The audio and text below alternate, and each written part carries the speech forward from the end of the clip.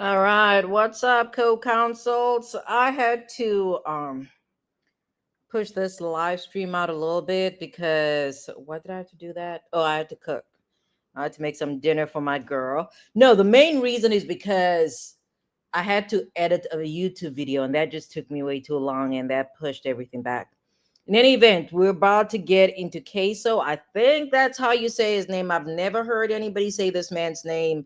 I'm into trash music, but I don't really deal with Jacksonville like that. So I don't know anything about this man. Okay. So I watched the father's cross examination yesterday, though, when I was at work. I was like, I don't know. Father's about to snitch, and you guys know I love rats. So let's just get some background information. Okay. Let's get some. I have too many tabs open. I always have too many tabs open. All right, let's get started. Shout out to Callie. Callie was here, showed us some love, and then she had to go about her business. All right, let's. I'm going back to a 2023 article because I need background information on this KSOO individual. All right, so this is a December 5th, 2023 article. All right, it said date set for Jacksonville rapper KSOO's murder trial. He'll be tried alongside his brother for the 2020 murder of Charles McCormick, aka Lil Buck, one of many at the center of a Jacksonville gang war. They have a gang war going on, or at least they did at the time, in Jacksonville. These are allegations, all right? I don't know. I've never been to Jacksonville. I don't know that I'll ever go to Jacksonville. I don't know anything about Jacksonville. All right. Um, the article goes on to say that one of the cases at the center of a cyclone of murders between two gangs comprised of Jacksonville rappers will finally go to trial on August 19, 2024. That was last year. It didn't go to trial. More than 4 years after the crime. Hakeem Robinson, known by his rap name KSOO, is accused in two murders. The 2020 killing of 23-year-old Charles McCormick, also known by his nickname Lil Buck, and the 2019 death of Adrian Gaynor, often referenced as Bibby, who was 16 when he died. That's sad. Okay. Robinson has been in jail since September 2020. His trial date for McCormick's murder is set for August 19, 2024. He's accused of first-degree murder. A trial date for the second murder has not been set yet.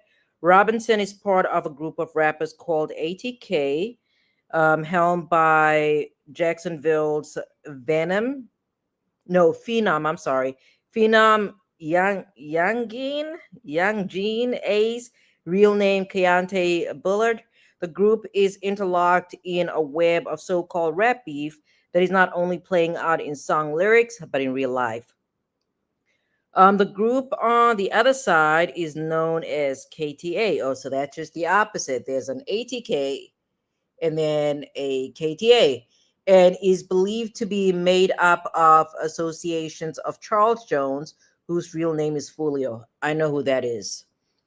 There are hundreds of videos on YouTube describing what both acronyms mean, with some slight variations. The one thing constant in both is the K stands for kill. I could have guessed that. Okay, that you don't even need a Vivarito type of expert. I mean, it's probably made up. I'm sure they're gonna say it stands for something else. They being the defendants. For each death on one side of the board, another seems to follow. In 2017, Fulio's cousin Zion Brown was killed. Then came a 2018 ambush when Ace lost his brother and two friends in a shooting at Jacksonville St. John's Town Center. He was shot several times as well, but survived. The deaths of McCormick and Gaynor, who had known relationships to Fulio, came afterwards. All right. These are just some of a torrent of deaths born of this rivalry. Few of the murders believed to be linked to these groups have been solved, and Robinson's case will provide insight into how these cases will be tried. The murders are mentioned in songs of rappers associated with ATK more often than not, and they mention Robinson by name. It also remains in question whether other rappers, such as Ace, will be called. I only know Ace Hood. I don't know who this Ace person is. will be called to testify at the trial. Evidence in the case includes a video of the two together. KSOO's brother, Abdul Robinson Jr., will be tried alongside him. He is also implicated in the murder. Their father, Abdul Robinson, I just caught on uh, all these Arabic names. Okay, let's move on. You guys know I get easily distracted. All right, so their father, Abdul Robinson, who is believed to have strong gang ties himself, is expected to testify at the trial. He told police in an interrogation video that he recognized McCormick's killer as his son. This is way back in 2023. All right, so let's move on to yesterday, and that's before we watch. Again, I watched a little bit of the I watched a bit of the proceedings yesterday. Did not really catch much of the cross-examination. I'm usually interested in cross-examination, but I need to hear the direct because I need to hear this man point his son out. Okay. So the article from yesterday, it says that Hakeem Robinson is standing trial for the death of Charles McCormick. His father agreed to testify against him as part of a plea deal and ID'd him as the shooter. Jacksonville rapper KSOO's father took the stand for the first time in his murder trial on Monday. During a deposition in 2023, after Abdul Robinson Sr. agreed to testify against his son, he identified his son as the killer. The testimony is key to proving the state's case against KSOO, real name Hakeem Robinson, who is accused of the 2020 murder of Charles McCormick. When Robinson Sr. was asked if he understood that testifying against his son, I think I'm covering the mic. Hold on. When Robinson Sr. was asked if he understood that testifying against his son could result in him facing life in prison, he agreed. That's crazy. This would also be true for his other son, who is accused of being an accomplice in this case. During that deposition, KSOO's attorney asked, "What's worse, a life in prison or premature death?" When he failed to understand, the attorney pushed, "Your testimony could result in a life sentence for your boys. And I'd like to know if you consider a life sentence to be worse than death for them." Do you get my question now? Abdul Robinson Sr. responded, "Yeah." Is what you're doing to them worse than killing them? So his response was in the affirmative. Still, Robinson Sr. took the stand Monday and once again identified his son as the killer. A video of McCormick being shot to death was captured by a dash camera affixed to a witness's truck. The only video evidence of the crime. What luck. The state and KSOO's defense disagreed that the shooter shown in the video is him. The defense says he is too large and tall to be the man in the video, when the state says he cannot be ruled out. All right. During his deposition, Robinson said his son was shown on the video. How did he know? He summed it up. He knows his kids and he could just tell. All right. When Robinson Sr. was asked the identity of the man in the video while on the stand Monday, he hesitated for a long moment. Then he said, "My son." Robinson Sr. himself has pleaded guilty to accessory in this case. He said on the stand that he helped KSOO's co-defendant burn the clothes that they wore during the crime. I have thoughts, but let me reserve them for now. He has also pleaded guilty to soliciting a murder where the hitman missed his target and killed, a bicyclist, David, on Emerson Road in Jacksonville. What's his name? David Rothamel. Robinson Sr. is testifying as part of a plea deal to receive a reduced sentence on both of these cases. He said on the stand that he agreed to cooperate after he was indicted in the David Rothamel case, and he already knew his son was the suspect at that time. So it sounds to me here it sounds like the Hitman case um, potentially has a higher sentence, and that appears to be his motive for testifying against his son, because reading this, it sounds like the murder that the son is accused of occurred prior to, this wrong place, wrong time, mistaken identity allegations. Okay, so to me it sounds like he otherwise would not have turned against his son if he did not have, this David case hanging all over him. All right, let us move on. Let's see, where was I? So Robinson Sr. is testifying as part of a plea deal to receive a reduced sentence in both of those cases. He said on the stand that he agreed to cooperate after he was indicted. I already read that. Let's move on. So Robinson Sr. told the court he is cooperating so he can be released in time to spend time with his younger children. That man said, screw them older boys, okay? He has other children. All right, so he can be released in time to spend time with his younger children, telling stories about his 8-year-old daughter wanting him to attend a dance and his 6-year-old wanting to play football together.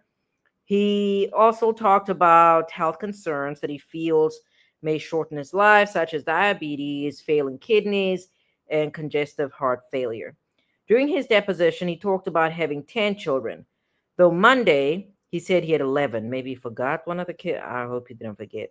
Anyways, he has only actually lived with 4 of them. He said 2 of them were his boys, KSOO, and his brother, Abdul Robinson, whom he is now testifying against. I'm not going to comment on that. All right.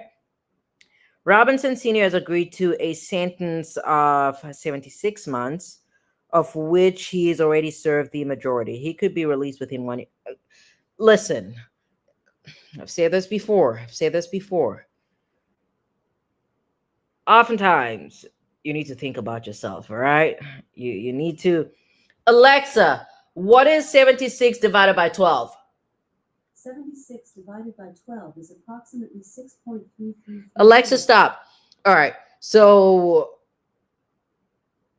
why was he incarcerated for that long? If that's only 2020, all right. I guess it makes sense because this is 2025. So he's been incarcerated the vast majority of that time. Apparently, if things go according to plan, he could be out in 2026. All right, let us get into the video. Let me share my screen. I tried to fix up my computer. Yesterday, I tried to close a bunch of these tabs. I still have tabs open. I opened a bunch today, but I tried my best. All right, let's get into this. Let us get into it. Okay, State, you may call your next witness. Abdul Robinson Sr. All right. All right, let's bring out Mr. Robinson Sr. That's Big Robinson. We're going to move to the screen. Let's see what Big Robinson has to say.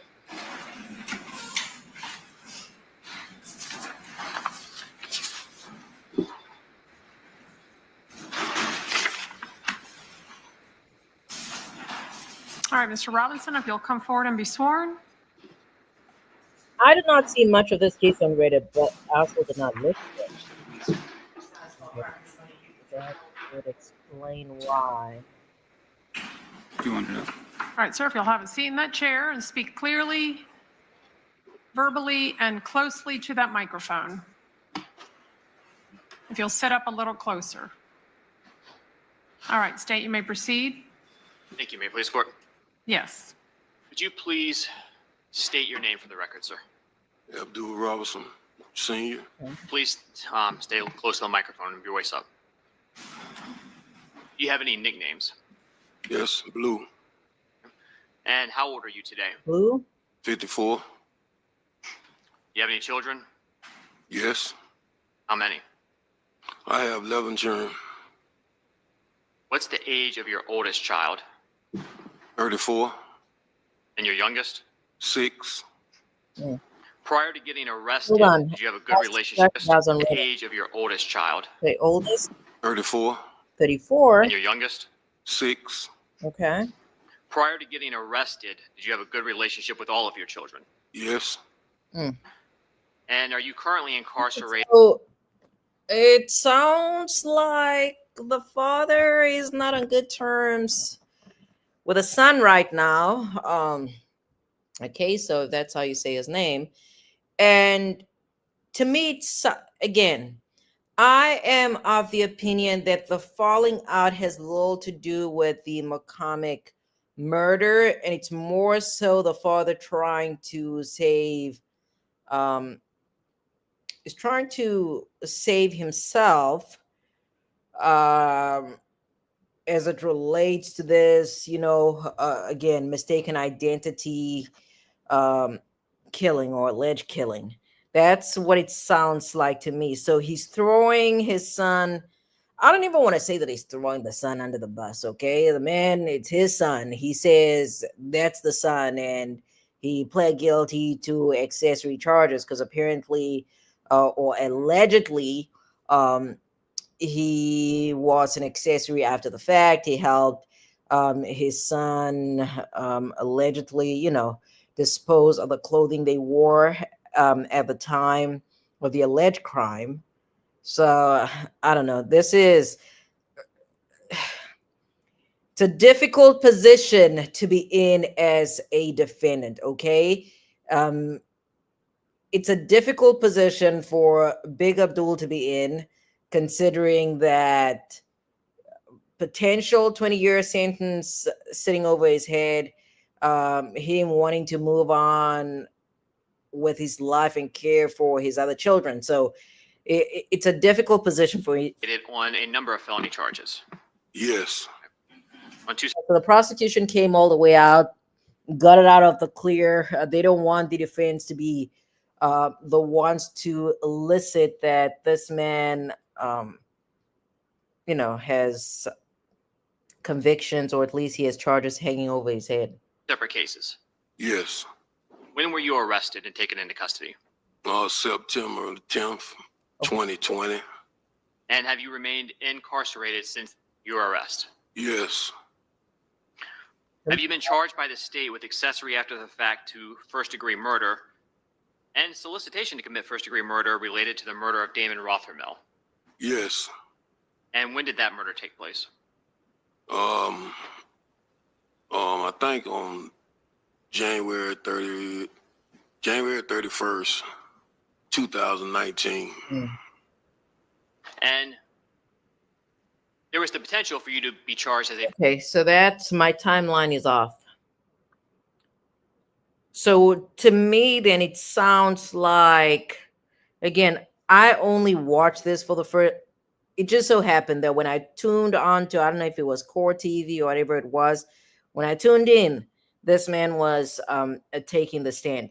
So I've not kept up with this trial. Okay, I saw it on the screen in passing, probably on, what day is it today? Is today Monday? I don't remember whatever day this is. I saw it in passing, but I was focused more on the Iraq arranged marriage, Washington State, to Lacey, Washington trial. All right, that has been my focus. But that's it. So to me, it sounds like, I guess, the David incident occurred first. There was no arrest until 2020 after the McCormick alleged murder. Okay. principal in that murder. Is that correct? Yes, But you weren't. no, What's Is it? that correct? yes, But you weren't. no, I don't know what that. And you have co-defendants who have been charged with the murder of Damon Rothermel. yes. And who are they? Christopher Brown, Derek Hudson. Oh, that's a Chris Brown. They've been talking about a Chris Brown in this trial, and I'm like, who are they talking about? I don't know those people though. Dominique Warner. And so you know who all three of those individuals are. Yes, Have you also been charged by the state with accessory after the fact to commit first-degree murder related to the murder of Charles yes, And did that murder take place on January 15th of 2020? Yes. Are Hakeem Robinson, Abdul Robinson Jr., Leroy Whitaker, and Dominic Barner also charged with the murder of Charles McCormick? Yes. How are you related to Abdul Robinson Jr. and Hakeem Robinson? Their father. They have the same mother? No. No hesitation. Who's Abdul Robinson Jr.'s mother? Angela London. And what about Hakeem Robinson? Ebony Walters. Who's older between Abdul Jr. and Hakeem? Abdul Jr. Okay. How much older? I guess it makes sense. Let's move on. I get. 4 years. Do you recall what Abdul Robinson Jr.'s birthday is? Yes. What is it? November 9th, 94. And what about Hakeem Robinson? November 9th, 98. Dang, they So same day, just 4 years apart. Yes. timed that. Does Abdul Jr. have any nicknames? Yes. What are they? Little Blue. Crazy K. Here's the big blue, and then there's a little blue. Does he also go by his middle name sometimes? Kareem. Does Hakeem Robinson have any nicknames? Hakeem. Yes. What are they? Keeman. Mhm. KSOO.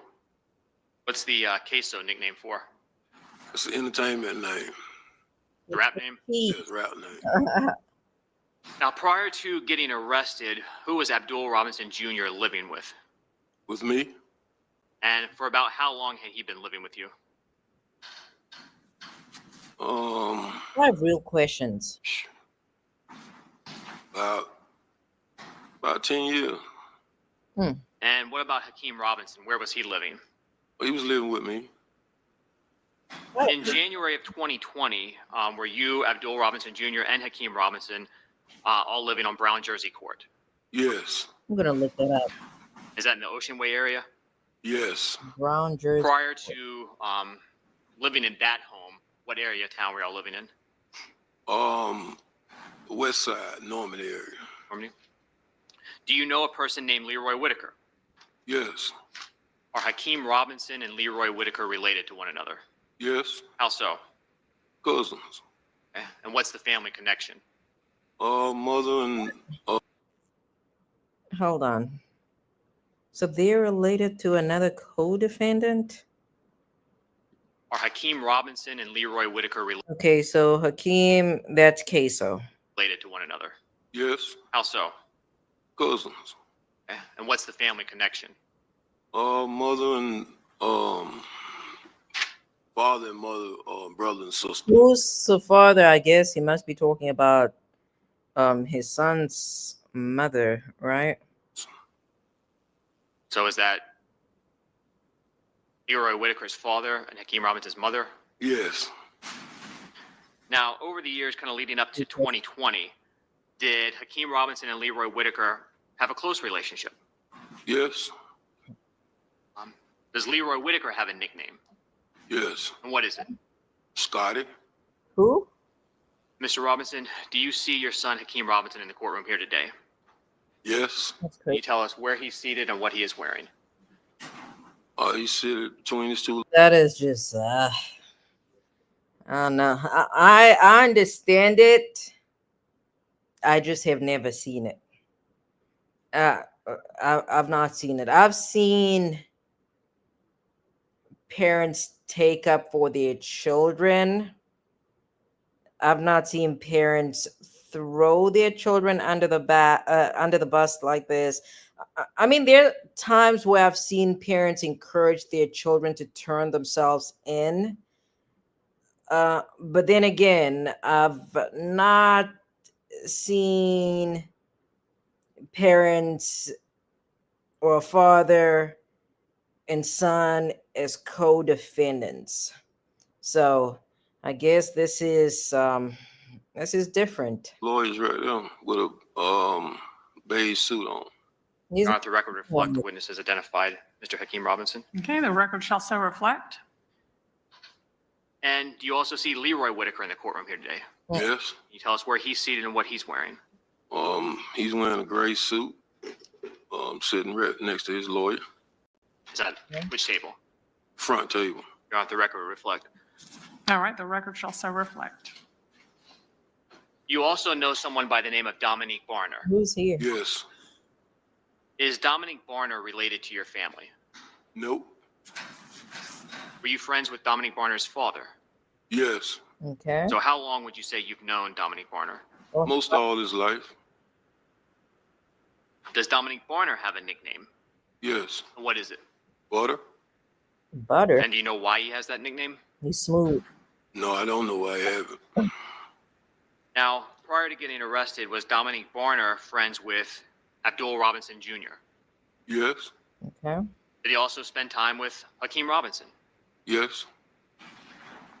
Now, on April 11th of 22, did you enter pleas of guilty to the court in both of your pending cases? When 11th of 22, did you enter pleas He entered guilty pleas a little too early in the proceedings, so maybe he always knew that he wanted out. Maybe. of guilty to the court in both of your pending cases?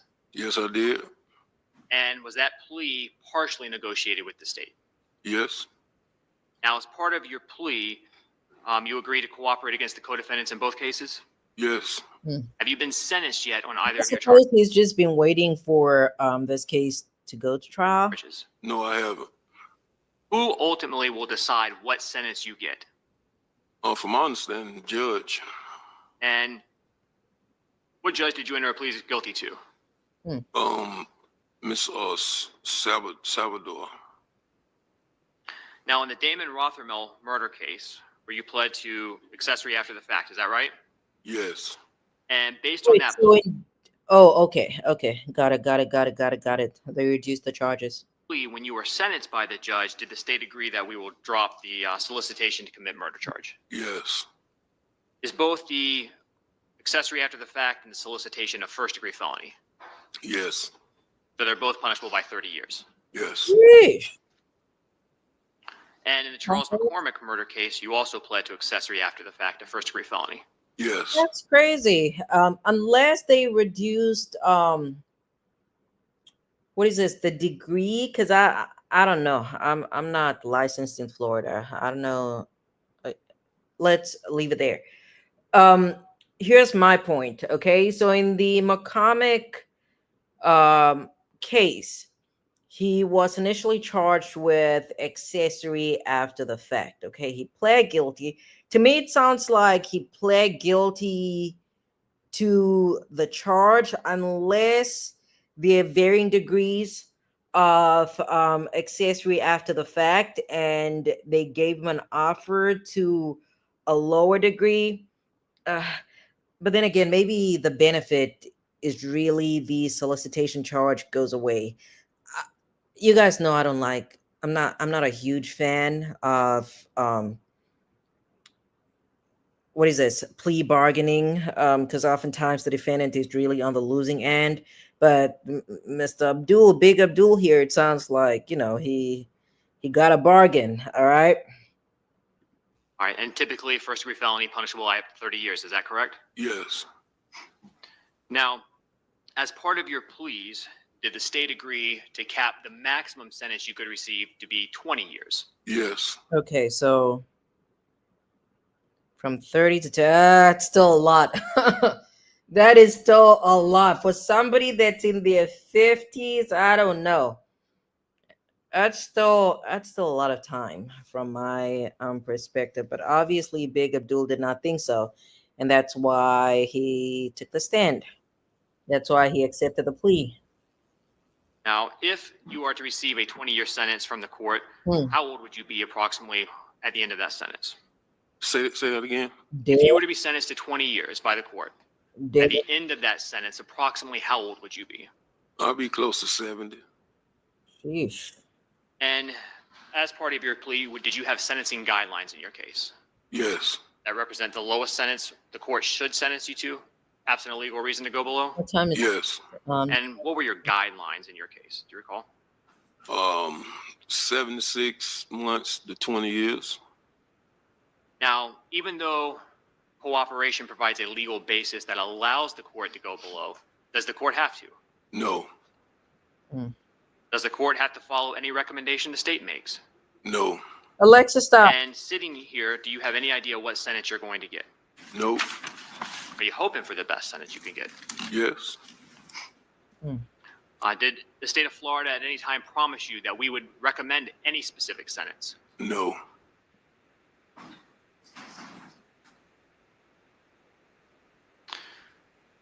On January 15, 2020, prior to the murder of Charles McCormick, were you aware of what was going to happen to him that day? No. Oh, Did you wait. participate? What are the now I'm just going to go down a rabbit hole. But what are the chances that the individuals he was charged with, his co-defendants in the Rothamel, if that's how you say his name, in the David, the mistaken identity case, what are the chances that his co-defendants turned against him? Apparently there's no code. What? Maybe his co-defendants turned against him. He felt like he has no option or no choice but to enter a guilty plea, and he decided to get up here and point his son out as the trigger person. Participated in any of the planning of the murder of Charles McCormick? No. Were you present when What? Charles in any of the planning of the murder of Charles McCormick? No. Were you present when Charles McCormick was murdered? No. Did you know that was going to happen before it happened? No. When did you find out Charles McCormick was going to be murdered? Or, excuse me, when did you find out Charles McCormick had been murdered? After I picked up Scott and Butter. So that would be Leroy Whitaker and Dominique Barner? Yes. Okay, so he picked up the other two co-defendants that are not his sons. You indicated you picked them up. How did you know that they needed a ride on January 15, 2020? My son called me and asked me to go give Scotty a ride.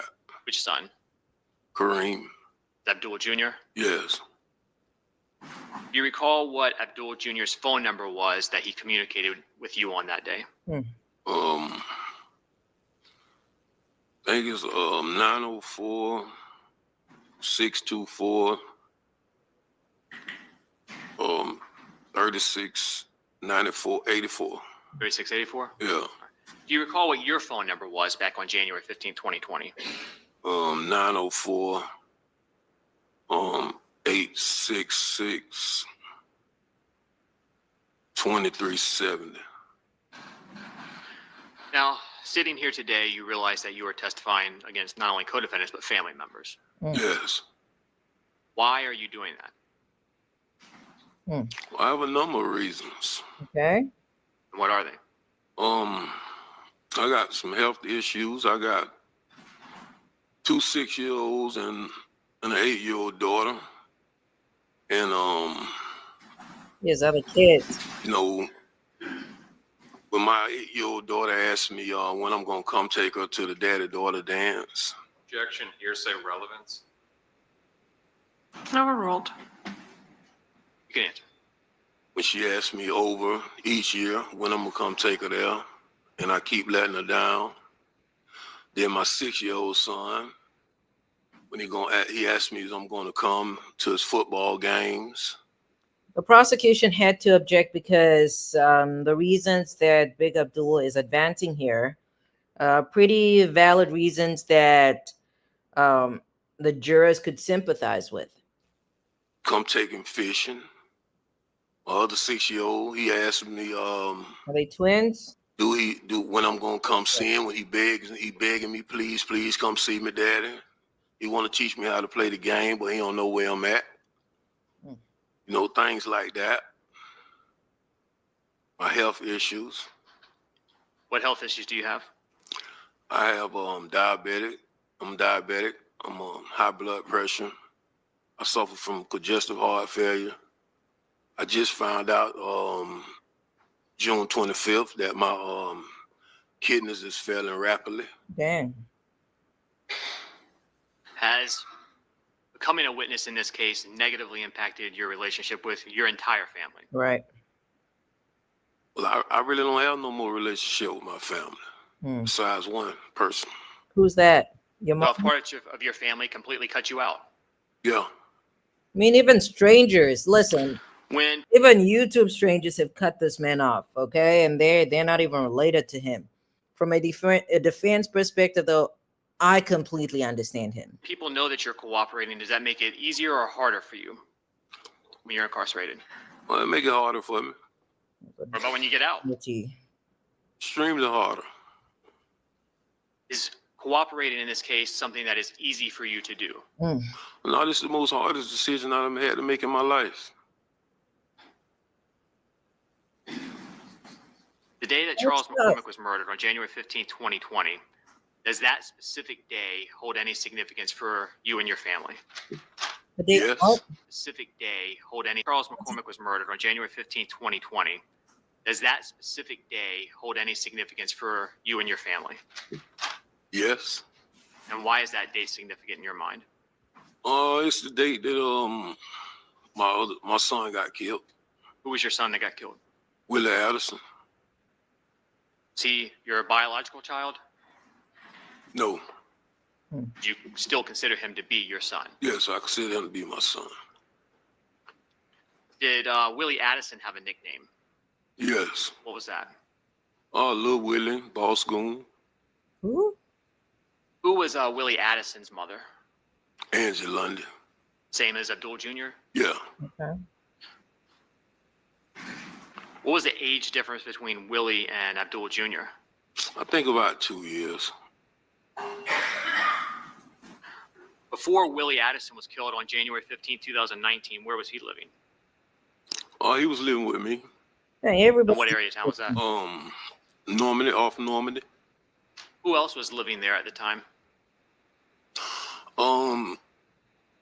Hakeem, my daughter, and Abdul Jr. Were Abdul Jr. and Hakeem Robinson close to Willie? Yes, How close would you consider him? it was pretty close. Was it? Be brothers. Yes, Where was Willie Addison when he was actually shot on January 15, 2019? he was in the truck with me in the passenger I seat. suppose. I suppose the prosecution is arguing that this was, or the McCormick murder was retaliation. That's what it sounds like. Were you driving? Yes, And so Willie was in the front passenger seat? yes. Is anyone else in the vehicle? It was like 4 more people in the vehicle. Who were they? Abdul Jr., Okay. Moody, Hmm. my nephew, Samuel, and Pooh Red. Is Pooh Red Torgon Williams? Yes, Is Torgon Williams related? yes, How so? cousin. Now, did Torgon and Willie have a decent relationship? I think it was okay. Was Torgon Williams close to your son Abdul Robinson Jr.? Yes, How was Torgon's relationship with Hakeem Robinson? well, they had a pretty good relationship. Now, when Willie Addison was shot, was anyone else inside the vehicle hurt as well, Everybody. including you? Yes. Spring. After everyone was shot, what did you do? Well, I drove to the hospital, and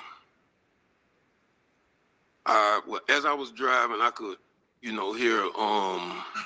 hear Willie making this guggling noise, and I hold his hand while I was driving, because I didn't want him to feel like he died alone, and I drove to Memorial Hospital. Why didn't you call me? And when we got to the hospital, I got everybody out the car while I was shot and helped everybody get, inside the hospital, because it was like people at the hospital really didn't want to help us. It's a rough. Where were you shot? In the back, Where in the vehicle was Abdul Jr. seated? in the middle row. Was he shot? Was this an Yes. Where was Abdul Jr. shot? In the head. Oh wow! Did he almost die? Wow! Yes. I think he did die, but he, came back. What about your nephew? You said Sammy. Is he hurt? Yeah. How was he hurt? Well, he got shot about 7 times. Hmm. You know, he's paralyzed right now. Dang. And Torgon was shot Yes. multiple times. Yes. How long did Abdul Jr., since he was shot in the head, how long did he remain in the hospital? He stayed in the hospital about 3 or 4 months. After Abdul Jr. got out of the hospital, was he still physically affected by his injuries? Yes, he had to learn how to, he had to basically learn how to do everything all over again. Walk again? Walk again, talk again, everything. We had to go to Brooks therapy. Did you help Abdul Jr. as he recovered? Yes, I did. Was Abdul Jr. Affected mentally by the shooting? I know they said Yes. 315 Also, year of this. I think it made him more angry. Like, I don't know if bipolar like was be the right word to use, but it made him it changed his mood swing. now Hakeem Robinson was not in the vehicle when the shooting happened, correct? No. How was he affected mentally by Abdul Jr. and his family members being hurt? Objection, speculation, personal knowledge. Yeah, unless he has personal knowledge, I'll sustain that objection. Do you have personal knowledge as to how Hakeem Robinson was feeling after this happened? Yeah. Is that because he was living with you? Yes. Bleeding. How was Hakeem Robinson after this? I mean, he was angry about it. I mean, we was all angry about it. To the best of your knowledge, was Charles McCormick involved in the shooting of Willie Addison or anyone else in that vehicle, personally? No. Okay, so now no retaliation. After Willie Addison was killed, did Charles McCormick put out a song that personally upset you and your family? Yes. Well, And song. what's a diss song or a diss track? Oh, it's when you talk about somebody, somebody's dead. Is that what Charles McCormick's song did? Yes. And who did it reference that upset you and your family? He talked about Willie. How did you find out about that song? I'm gonna have to find. On social media. Did you personally find it or did someone point it out to you? No, my son showed it to me. Son. Which one? Both of them. And that would be Kareem and Hakeem. Abdul Jr. and Hakeem Robinson? Yes. Did Looking at the son. Abdul Jr. or Hakeem Robinson, either one, talk about the song? I mean, yeah, they didn't like it. Are you familiar with a local rap group known as ATK? Yes. Do you consider yourself to be a member of ATK? No. Is Abdul Robinson Jr. part of ATK? Yeah. What about Hakeem Robinson? Yes. The other two defendants. Leroy Whitaker? Yes. Torgon Williams? Yeah. And is Dominic Barner affiliated with members of ATK? Yeah. Was Charles McCormick part of ATK? No. Who was Charles McCormick affiliated with? 6 Block. All right. Another local rap group here. Yes. Wow. Did Charles McCormick have a rap name or a nickname that you're aware of? Yeah. All right, and what was that? A little buck. A little bit. How would you describe Buck. the relationship between the group 6 Block and the group ATK? They didn't like each other. Why not? Do they get along? No. Do they consider one another to be ops? Yes. My man said ops. Who do you know that had a desire to go after Charles McCormick based on that song? I mean, I would say a few people. Like who? All right. Anybody related to you or anyone else? Yeah. All right. Well, who would you think had the most? The most, I would say Abdul, my son, both of them, Hakeem and Abdul. In January of 2020, did Abdul Jr. Own his own vehicle? 2020? No. How did he get around? Oh, rent a car. Do you recall if on January 15th of 2020, Abdul Jr. had a rental car? Yes. What kind did he have? A Dodge Journey. Did both Abdul Jr. and Hakeem Robinson travel in rental cars? Yes. Did you own a car on January 15th, 2020? Yes. What kind? Dodge Challenger, What color was it? like reddish orange. And the phone that you had on January 15th, 2020, what type of phone was it? iPhone. And I think you said earlier, but 904-866-2370, was that your number? Yes. Who was your cell carrier? T-Mobile. Was that account under your name, Abdul Robinson Sr.? No. What name was it under? Darryl Watts. Who was Daryl Watts? A friend of mine. Is he deceased? Yes. So why was your phone under an account with that name? Well, we went to get him together. His credit was a little better than mine. So did you maintain your phone under that account after he passed? Yes, I was an authorized user. Did Abdul Robinson Jr. have a cell phone in January 2020? Yes. Did he have just one? No, he had a couple of phones. 2 phones. Why do you have a couple phones? I mean, you got, your work phone, your phone for your ladies, or something like that, different phones. What was Abdul Jr.'s primary number back in January 2020? Was that the 624-3684 you mentioned? Yes. Is that the number you typically would communicate with him on? Yes. Did he have a second phone number that you helped get it? Yes. Do you recall what that number was? I think the area code was This man is not playing any Woody games, none of that. Okay, he's testifying. He's trying to get out of incarceration. All right, he's trying to go home. 478 491 2831. And how do you know that was a number that Abdul Jr. was using? I got the phone for him. Was that put up under the Daryl Watts account name? Yes. Do you recall when that was done approximately? I know it was. I think it was like November. In November. I think it's like November 12th or the 15th.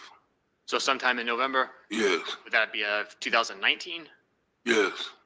He's definitely leaving.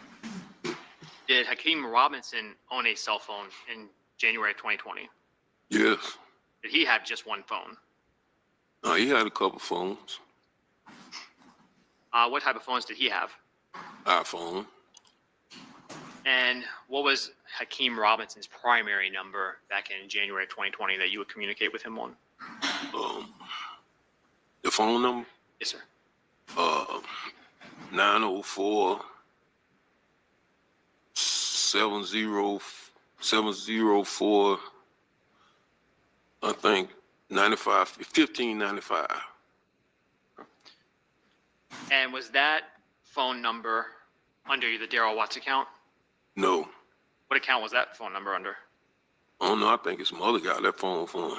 Who? Ms. Walters? Yes. Do you recognize phone number 478-305-9583? Yes. Whose phone number was that in January 2020? Hakeem? Hakeem Robinson's? Yes. And how do you know that? I got it for him. Was that up under the Daryl Watts account as well? Yes. Objection leading on this whole line of questioning. Right. Literally. Well, I'll address the last question, and that's overruled. He's leading. Come on. Was the 478-305-9583 number you just mentioned, was that activated on the same day as one you got for Abdul Jr.? Yes. And did you at times pay that bill for them? Yeah. In January 2020, did Leroy Whitaker have a cell phone? Yes. Did you ever communicate with him? on his cell phone? Yeah. Do you recall what his phone number was at the time?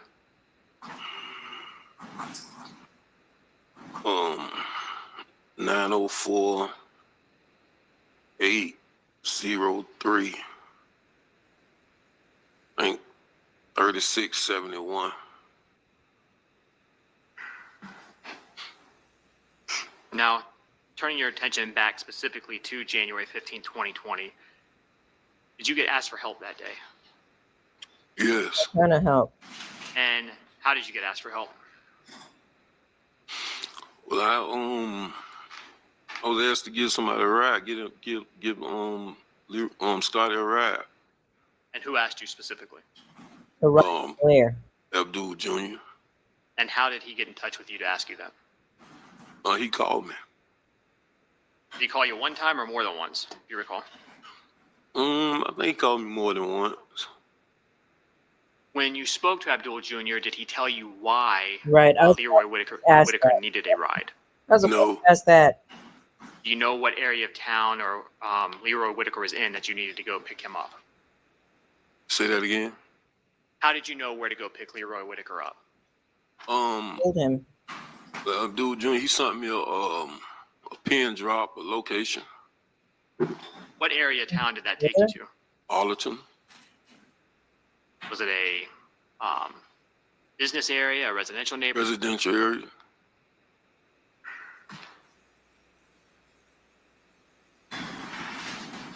When you went to pick Leroy Whitaker up, what were you driving? Dodge Challenger. And you had your phone number, the 866-2370 number with you? Yes. When you drove that Dodge Challenger over there, is that a car that's actually in your name? Yes. Prior to picking Leroy Whitaker up that day, did you ever speak to him on the phone? Yes. You get any information from him as well?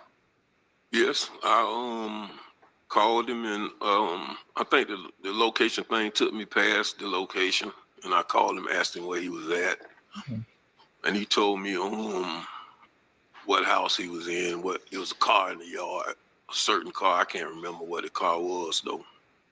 Do you recall what the name of the road was where you actually went? On Townsend. When you were driving on Townsend, did you see any police in the area? Yes, I seen one police. Where was that? Say that again. Where was that? Where did you see the police? It was about a block or two from where I picked him up from. Now, when you So got was he to the hiding? correct location, what did you do? Well, I pulled in the yard and called Scotty, asked him, where they was at. Now, you said you pulled into the yard. What was at that location? Hmm? Was that a home? Yes, it was to the house. Did you recognize that home? No, Did you have any idea who was living there? no, I didn't. Did Leroy Whitaker come out immediately? No,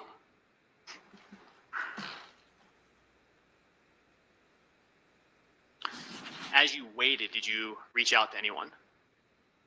I reached out to Scotty, and then, I got a little impatient, Wow. and I just asked him where he at when he coming. He told me they was coming. Did you reach out to anybody else? Yes, I called my son, Abdul. What was the purpose of contacting your son, Abdul Jr.? I just wanted to know where they was at, what was taking so long. Do you recall if that was a phone call or a communication by a message? Do you have any idea? I know it was 5 years ago. I can't quite remember. Eventually, did Leroy Whitaker come out of the home? Yes. Was he by himself? Nope.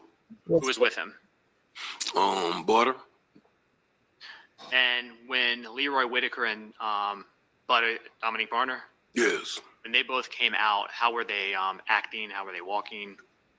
I mean, I would say a little urgent. Do you recall what either one of them was wearing? Yes, they had on some pajamas. Pajamas. Do you remember any details about the pajamas? Some Mountain Dew pajamas. I've never heard of such a thing. Did that look like clothes that you typically would see Leroy Whitaker or Dominic Barner in? No. Before. Once they came out, did you let them into your car? Say that again. Did you let them both into your vehicle? After they got in, what direction did you drive towards?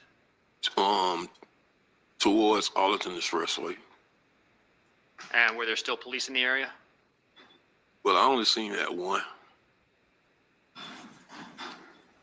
Mountain Dew pajamas. Now, as you were driving away, did you ask them or were you concerned about anybody in particular?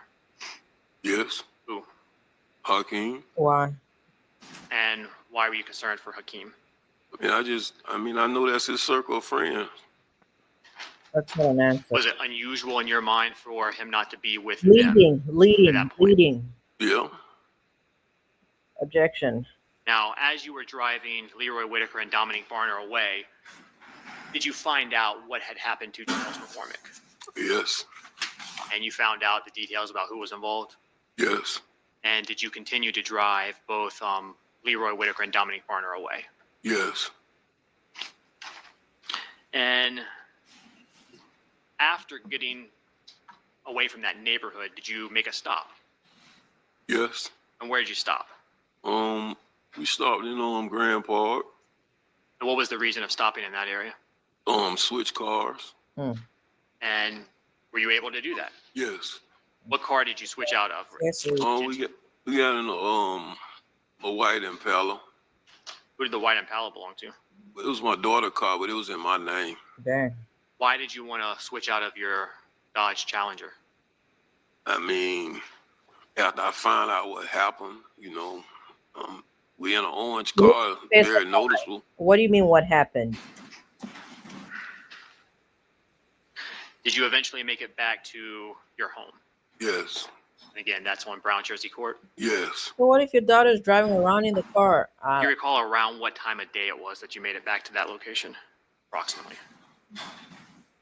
I can't say the exact time. It's like I can't say the exact time, maybe like 2:30 something up, Do it in the afternoon. Yes. After you got back to your home, did you do anything else to assist either Leroy Whitaker or Dominic Barner? Yes. What did you do? Well, I took the clothes they had on and left with them. Where'd you go? The mountain. I went over there off Kings Road behind Burger King, put them in this fire barrel. Did you set them on fire? Yes. Where are you going? And why were you doing that? It was just my way to help. Help with what? Did you take either Leroy Whitaker or Dominic Barner with you when you did that? No. Do Prosecutor. you recall if anyone else was at your home prior to you leaving to set those clothes on fire? No. No, there weren't, or no, you don't recall? No, I don't recall nobody though. Did you return to Brown Jersey Court that night?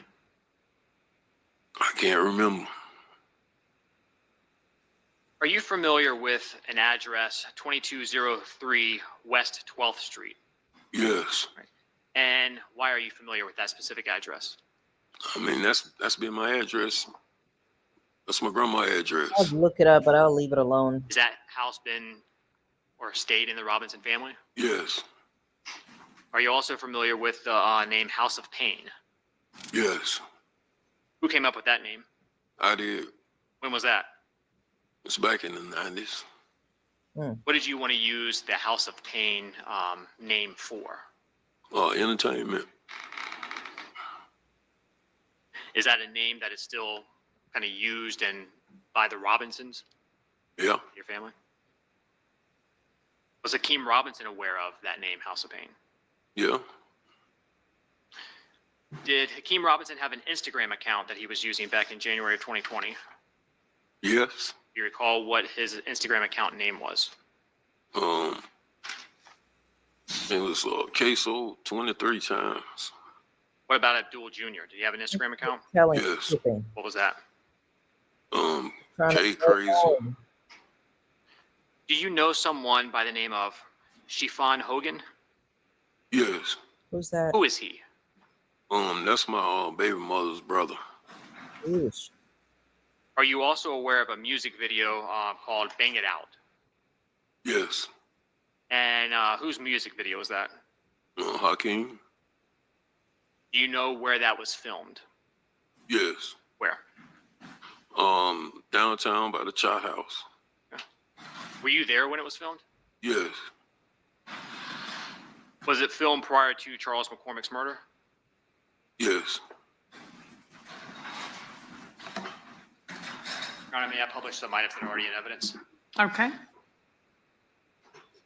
want to see it.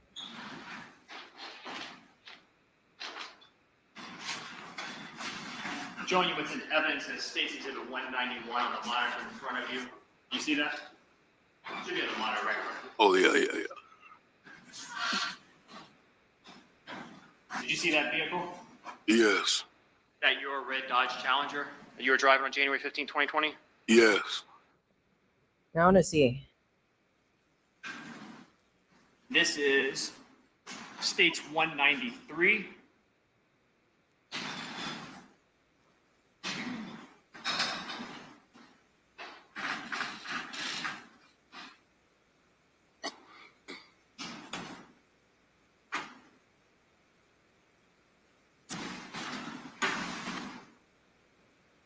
They call me KSOO. Oh.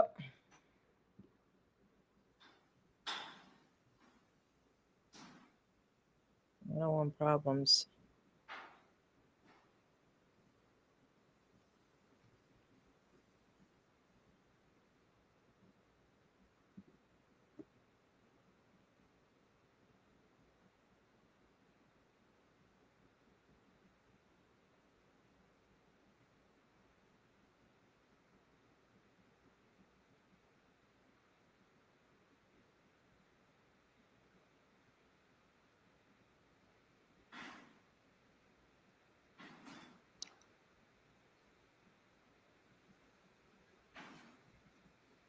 All right, what are we waiting for?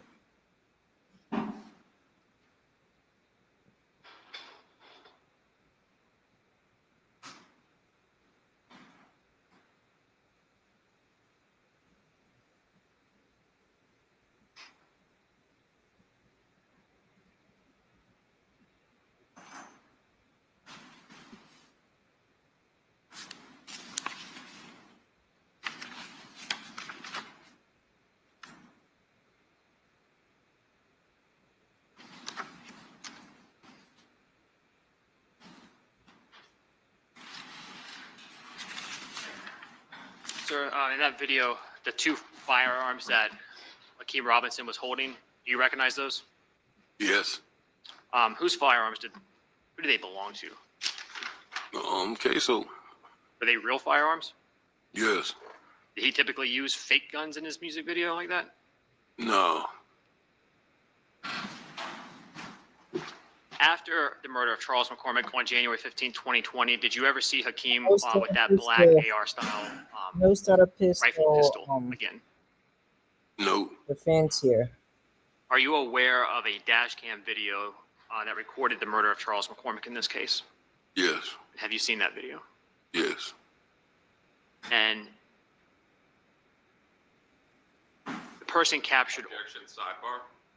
All right, let me see counsel and court reporter at sidebar. Inspection sidebar. If we need it off the record. Court in recess. He's back.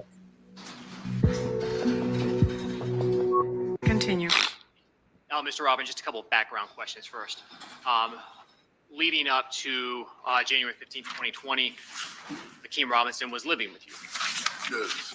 And so you would see him on a daily basis. Yes. And as you have testified to, he's your biological son. Yes. And What? as you Akeem Robinson was living with you. Yes. And so you would see him on a daily basis. I guess Yes. it's leading up to the And pointing out. as you have testified to, he's your biological son. Yes. And did you also see him after January 15, 2020? Yes. And when he was living with you in your home, did you become familiar with some of the clothing that he owned? Yes. see the types of clothing that he would wear, Yes. see him as he. Objection leading. Okay, you'll rephrase your questions. Did you ever see him walking about the house? Yes. Did you see him in music This is videos? pretty much birth. Yes. So Are you familiar with the way he moves? words of Woody. Yes. Are you familiar with, or 5 years ago, were you familiar with the way his build was, his physical characteristics? Yes. And after January 15th, 2020, you became aware of a video recording that captured the murder of Charles McCormick. Is that correct? Yes. And Hmm. you've had an opportunity during the pendency of your case and the discovery to see that recording. Yes. Correct. Okay. How did Did you, when you viewed that he recording, recognize the person Recording. depicted in it? Yes. Okay, I have more Who is questions. Besides the video, right? Because the father's testifying that that's his son, that's KSOO, that, allegedly committing the crime. Were the conversations between him and his co-defendants, did anybody admit to anything, or is it just the video? And how did he come upon this video? That's not very clear to me. the person that was captured on the video recording shooting Charles McCormick?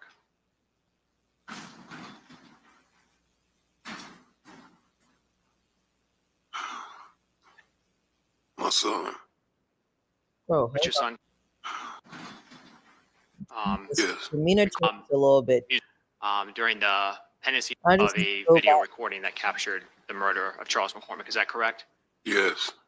And you've had an opportunity during the pendency of your case and the discovery to see that recording. Yes. Correct. Okay. Did you, when you viewed that recording, recognize the person depicted in it? Yes. Who is the person that was captured on the video recording shooting Charles McCormick?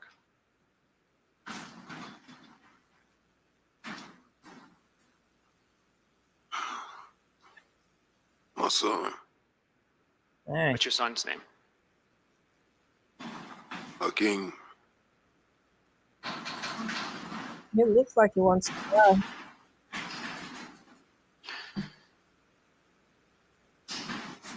After the murder of Charles, A difficult position. This is, I don't know. I don't know what to say to this man or his co-defendants, but this is where they are. McCormick, did you become aware of a post on Hakeem Robinson's Instagram account referencing something that happened? Yes. And was that posted from a nail salon? Nail salon. Yes. And His demeanor is different. after seeing that post, did you reach out to Hakeem Robinson, your son? Where's the post? Yes. See the And post. what did you want him to do? Take it down. I want him to remove What did the post. say? Are you aware of any other posts Hakeem Robinson made to his social media around that time Around what that time? concerns you? What, January? Yes. What was that? It was it was another post of dude Lil Buck. What did you see? It was just the emojis on the bottom of it that said bye bye bye. Say it again.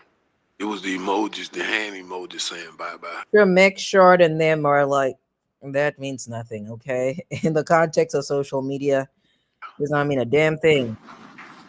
What did you understand? This prosecutor, what on earth? I don't know who this prosecutor is, but he's not very surgical. He's not, I'm not saying he's a bad prosecutor. He's probably a decent prosecutor, but I have real criticisms about his direct testimony. Not his direct testimony, his direct examination. He does not fill in all the blanks.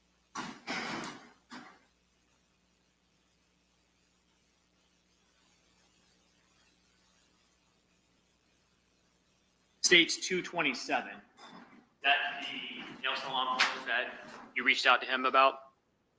And by him, I mean Hakeem Robinson. Why is this video Yes. about to end?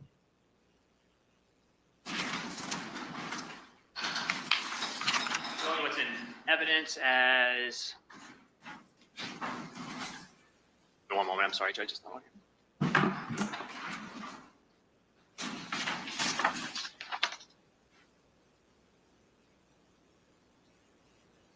I believe it's States 240, a composite. Do you recognize that, post, sir?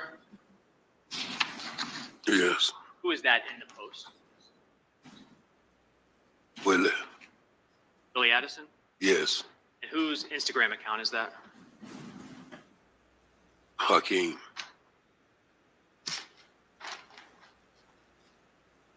I'm showing you States 229. Do you recognize this photograph? Yes. And whose marker is there that at the bottom of the photograph? Willie. Who's surrounding it? Hakeem, Pooh Red, and Kareem. It's Pooh Red again. Is that Torgon Williams there in the middle? Yes.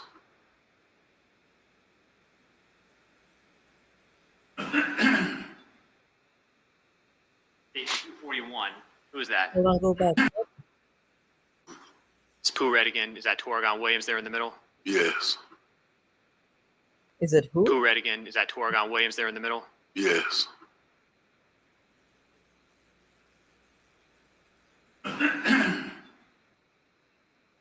Stage 241. Who is that? Kareem. Abdul Jr.? Yes. And stage 240, showing you what's in evidence as a photograph that was sent, appears to be from phone number 904-866-2370. That was your phone number? Yes. To 478-305-9583. Do you recognize the photo that was attached to that message? Yes. Who is that? That's me. And who were you sending that to? I sent it to Hakeem, and What? that's me. Attached to that message? Yes. Who is that? That's me. And who were you sending that to? Sent it to Hakeem, and Kareem. So you sent it to both Hakeem and Abdul Jr.? Yes. Is that to both 478 area code numbers that they had? Yes. And why were you sending that to them? I really don't know. I really think I was just showing off my outfit, to be honest. Now, though some people may not believe it, even though you sat here and testified here today, do you still love your family? Yeah, but he loves himself more. Objection, relevance. Overruled. Can you vote Yes. future words? Is this easy for you to do? Nope. One bit. No, this is the hardest thing I ever had to do in my life. Because I don't have any further questions. All right, so he ends. The prosecutor ends on a good note, but I do have major criticisms about his style. We'll leave it there. I want to get to cross though. Where's the cross examination? Oh, there we go. Would you please, after seeing that That's how my time got reduced again. Okay, I think this is cross. here today, do you still love? King, There we go. Pooh Red. Cross-exam from Mr. Whitaker. Yes, sir. Let's look at some of these comments. I've not looked at the comments, but I would like to believe that folks are not, they don't approve. I need to maximize. Okay, so somebody said bro did dirt in Jax for 30 years, raised his kids to do exactly what they're doing than told on one. I don't want to judge too much. What's going on here? State girls who? I don't know. Something's happening. Let me not get distracted. This is just, I don't know. This is, it's a difficult position. Somebody said their kids over everything would not turn on his or hers if teamwork, entertainment, or whatever.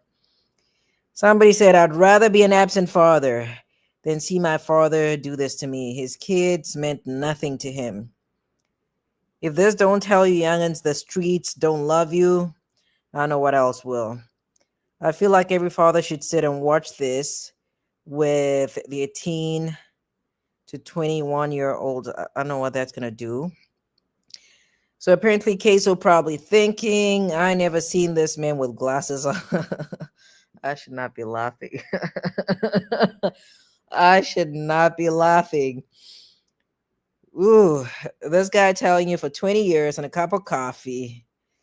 Apparently he's bogus. KSOO gonna have nightmares about that yet. A man was responding in the affirmative. Zero hesitation. I don't know how cross goes. We'll find out. That's what I was saying, okay? Somebody said to do this and still be facing 20 years is crazy. From a defense perspective, that's not a good deal. That is not, that's not a good deal, all right? That is just, that's why I don't like plea bargaining. I don't like plea bargaining, but 20 years, how old is he? In his 40s, 50s? That's not a good deal. All right. But according to that news article that I read, he should be out by 2026 if things go according to plan. So if that does in fact happen, then I suppose it's a good deal. Otherwise, it's just, I don't know. So somebody said one of my kids, Shagreen13 said, one of my kids just started driving recently. They wasn't a good driver. They got into an accident and left the scene. They came home scared, and the first thing I did was get all the information, go to the station, tell them it was me. What the hell? This is not what I was expecting to read. You did what, lady?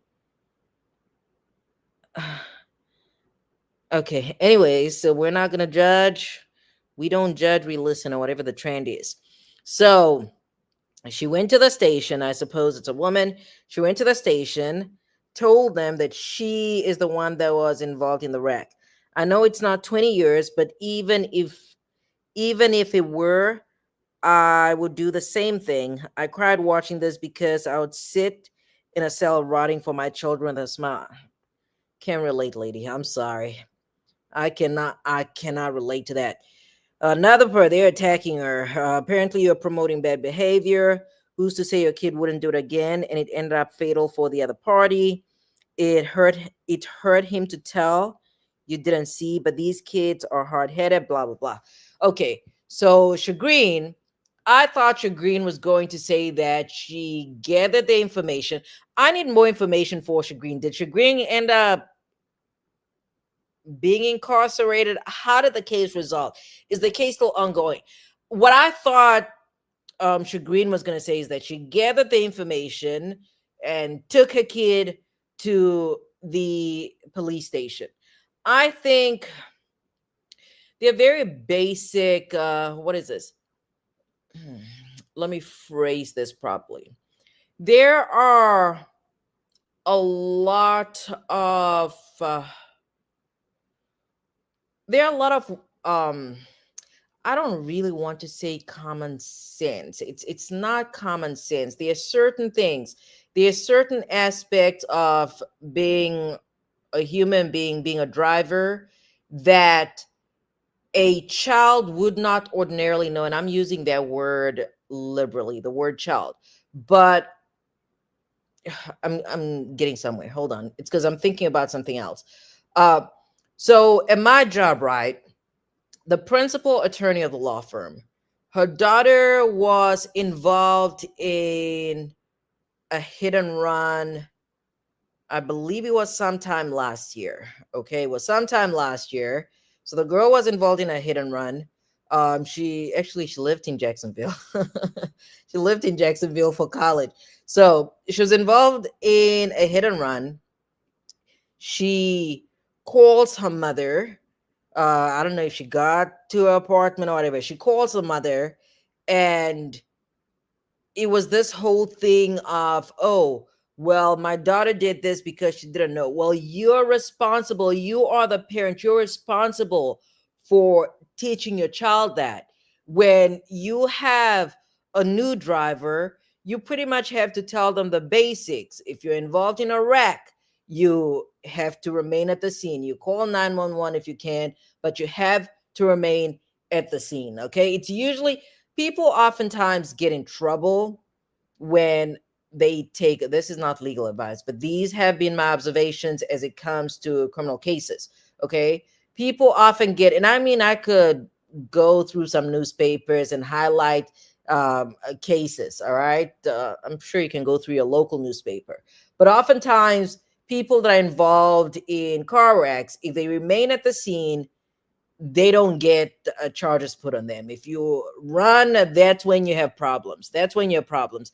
Anyway, Shagreen should have done a better job. I don't want to say raising her kid, but she should have given this kid enough information before she entrusted him to be on the road driving. But that is, there's certain things or certain failures that I see in parents. They're just certain things you have to tell your children. All right. When I go to a kid with my little kid, when I go to a store with my little girl, I tell her, you don't shoplift. Shoplifting is actually very common among little tiny people, but I tell my kid because there are consequences for that. And apparently Shagreen would much rather she'd much rather sit in a cell than her son be accountable.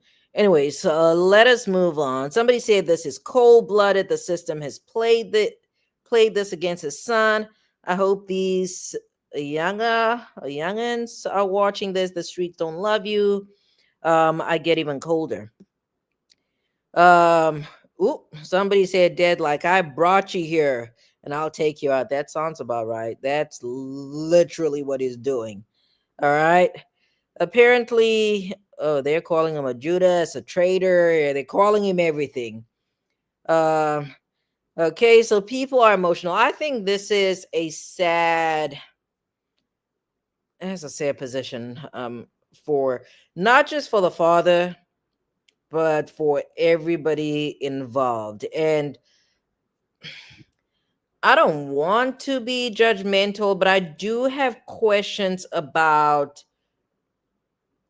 the circumstances or these allegations that have been brought by the state, and the fact that his children actually lived with him. Not just his children, but KSOO and Lil Abdul, and then the Willie guy that he called his son that was killed as well. They all lived with him. So what exactly was happening in their childhood, not in the childhood, in the household, to have led these folks down this path, allegedly? Okay, these are allegations. They have not been convicted, but the testimony from this father, I don't know. That is, a jurist would have to, this is a tough position. Certainly, the father's trying to save himself. I don't even know if this is really saving himself, because you still kind of have 20 years hanging over your head. There's no, I don't know. This is a tough position. This is an incredibly tough position. So say he's released in 2026, he goes home. It sounds like he has nobody to go home to, with the exception of 2 6-year-olds and an 8-year-old. And I suppose in his world that is sufficient, right? That might be sufficient. Whether he is in fact motivated by his younger children are not, I don't know, I don't really care, but it's persuasive. It's persuasive, and it sounds like he has some labored breathing. Sounds like he actually does have to get out. He needs to be out. He needs to be on the outside, so he can recover from his health problems, or at least enjoy his last days um, on the outside. So this is just, it's a tough position. Oh, what's up, Benji? Benji, I'm just out here talking. Brooklyn's here too. I'm just out here talking. I'm not looking at the chat. What's up, Brooklyn? Brooklyn says, when was this case? This case is still ongoing. I don't know. This is a difficult position. It's a difficult position for this man. What's up, Benji?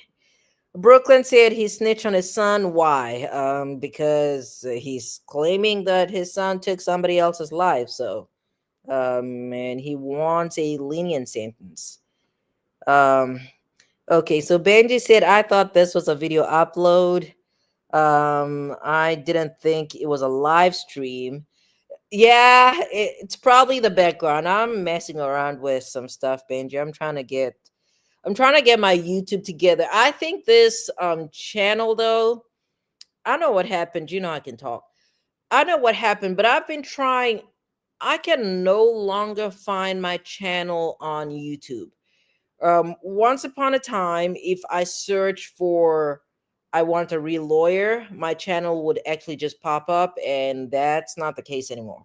In order to find this channel, I actually had to type in, I think, I want a real lawyer, Karen Ritos, something along those lines, and I was all the way at the bottom. So I don't know. I need to get the channel back. I don't know what's going on with the channel.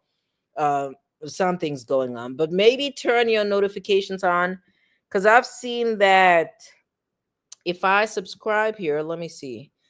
If you subscribe, you have to, I think you have to click on all. I think. Yeah, right. You have to do that. You have to click on all in order to get all the notifications. Otherwise, it just, I don't know. I know that you get notified. So that's where we are. And no, I'm live. I'm live. I believe I said I was going to be live. I posted a Diddy video of me just being out of control. So we'll be live again on Thursday. We'll probably finish up the cross we'll finish up the cross for this co-defendant on Thursday. I'll watch a bit more though. I have about 30 minutes left in me, and then I need to prepare for work tomorrow. So that's where we are. And then I don't know, Washington. No, let me not ruin it for myself. I wanted to see if the Lacey Washington verdict is out. Because before, when I was editing that Diddy video, I believe, no, I think he was still verdict watch. Yeah, I think he was verdict watch. All right, let's move on. Yes. Oh, wait, who? Dang, so Butter testified as well? Oh, no. Butter testified as well. So, I don't know. Actually, Butter's testimony is that's who we need to be listening to, because the direct was not very clear to me. The prosecution could have done a better job. What I mean by that is we have a lot of unanswered questions. So far, what the father has testified to is that in 2019, he was involved, or he called a hit on somebody, a mistaken identity. The folks that actually were supposed to pull off the hit, they ended up killing an innocent bystander, somebody that was on a bicycle. Okay. And then to me, it sounds, I don't know this for a fact, but just the natural progression of cases, it sounds, based on the timeline, it sounds like law enforcement did not make arrests in that 2019 case This is until reminding- Alexa, stop, until much later. So in the interim, his sons were accused, not even accused. The accusation comes later on. In January 15, 2020, so September, October, November, December, January, about 3-4 months later, the sons are allegedly involved in a murder of what's a person's name? McCormick. I forgot the first name. Okay. So those are the allegations. And then he testifies to how he has not been promised a sentence. He could potentially get up to 20 years. He entered guilty pleas to accessory after the fact in order for him to, to not have this a 30-year sentence hang over his head. Instead, he has a 20-year sentence hanging over his head. But what's unclear to me, is that, all right, as far as McCormick is concerned, he picks up Butter, he picks up Scotty, or whatever his name is, all right? And he's doing this at the direction of one of his sons, all right? And so he apparently get the Mountain Dew. Alexa, stop. He collects the Mountain Dew. I've never heard of Mountain Dew pajamas before, but he gathers the Mountain Dew pajama. I need to look it up. Hold on. I'm getting distracted. I need to Mountain Dew, unless he was saying something else. I heard Mountain Dew pajamas, unless he just means they were green. Hold on. No, they actually do have Mountain Dew pajama. This must be a Florida thing. Why would they be matching? Why would they be wearing matching Mountain Dew pajamas though? I have real questions. So anyways, he testifies about picking them up in some neighborhood. Apparently, as he was getting into the neighborhood, he saw I believe it was one police vehicle. To me, the prosecutor did not do a good job in linking this police vehicle to this alleged murder. Okay. Sure, it sounds like Butter and Scotty, or whatever his name is, were hiding, or they were in hiding because they had to disguise themselves in Mountain Dew pajamas. Okay. Apparently, they would not ordinarily wear that type of clothing. So he gathers the Mountain Dew pajamas. What's actually, now that I think about it, so why would he only get rid of the Mountain Dew pajamas and not whatever clothes they're wearing at the time of this alleged murder? Or did they get rid of the clothes themselves? I don't know. This is why you have to watch the whole trial, or this is why I have to watch the whole trial, so I don't have so many questions. In any event, as far as the father's concerned, or the prosecution's concerned, the testimony, again, to me was not very clear. I don't know whose home they were picked up from. I don't know if they, came out of the front door, if they had to come out of a crawl space. I have too many unanswered questions.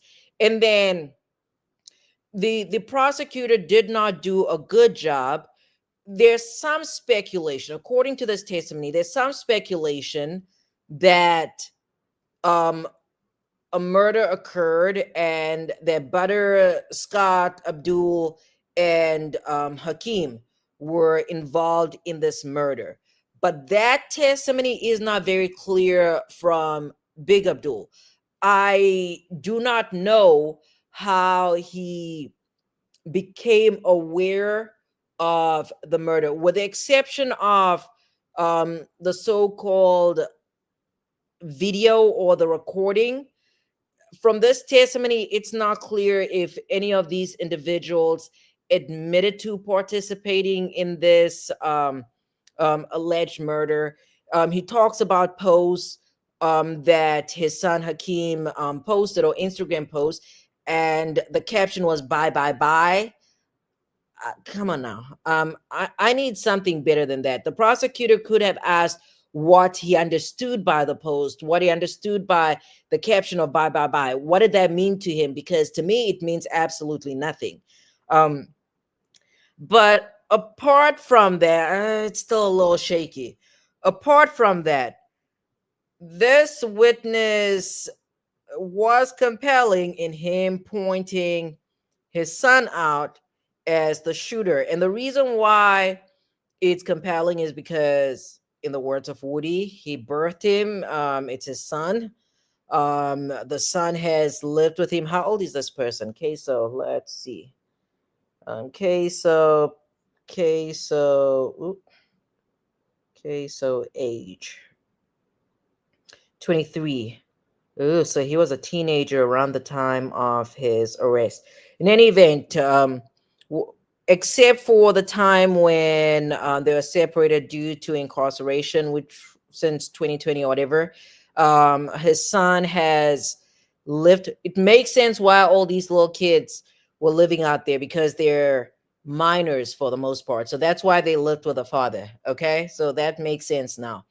Okay, yeah. In any event, he's testified this is his son. He's primarily, or the son has primarily lived with him. He knows what the son looks like. He pretty much said it's his son. He knows it's his son, and he points him out. And that is compelling because you could tell. I mean, initially it was rapid fire. Okay. Soon as the prosecutor asks the question, he answers in the affirmative. But when he had to pretty much point the son out, he did not hesitate. Maybe he did hesitate a little bit. It was not as rapid fire as all the other responses. And to me, there was a shift in his demeanor. He appeared to, have some interpersonal conflict with himself. And based on his testimony, he is pretty much toast. Ooh, probably his baby mamas aren't even messing with him.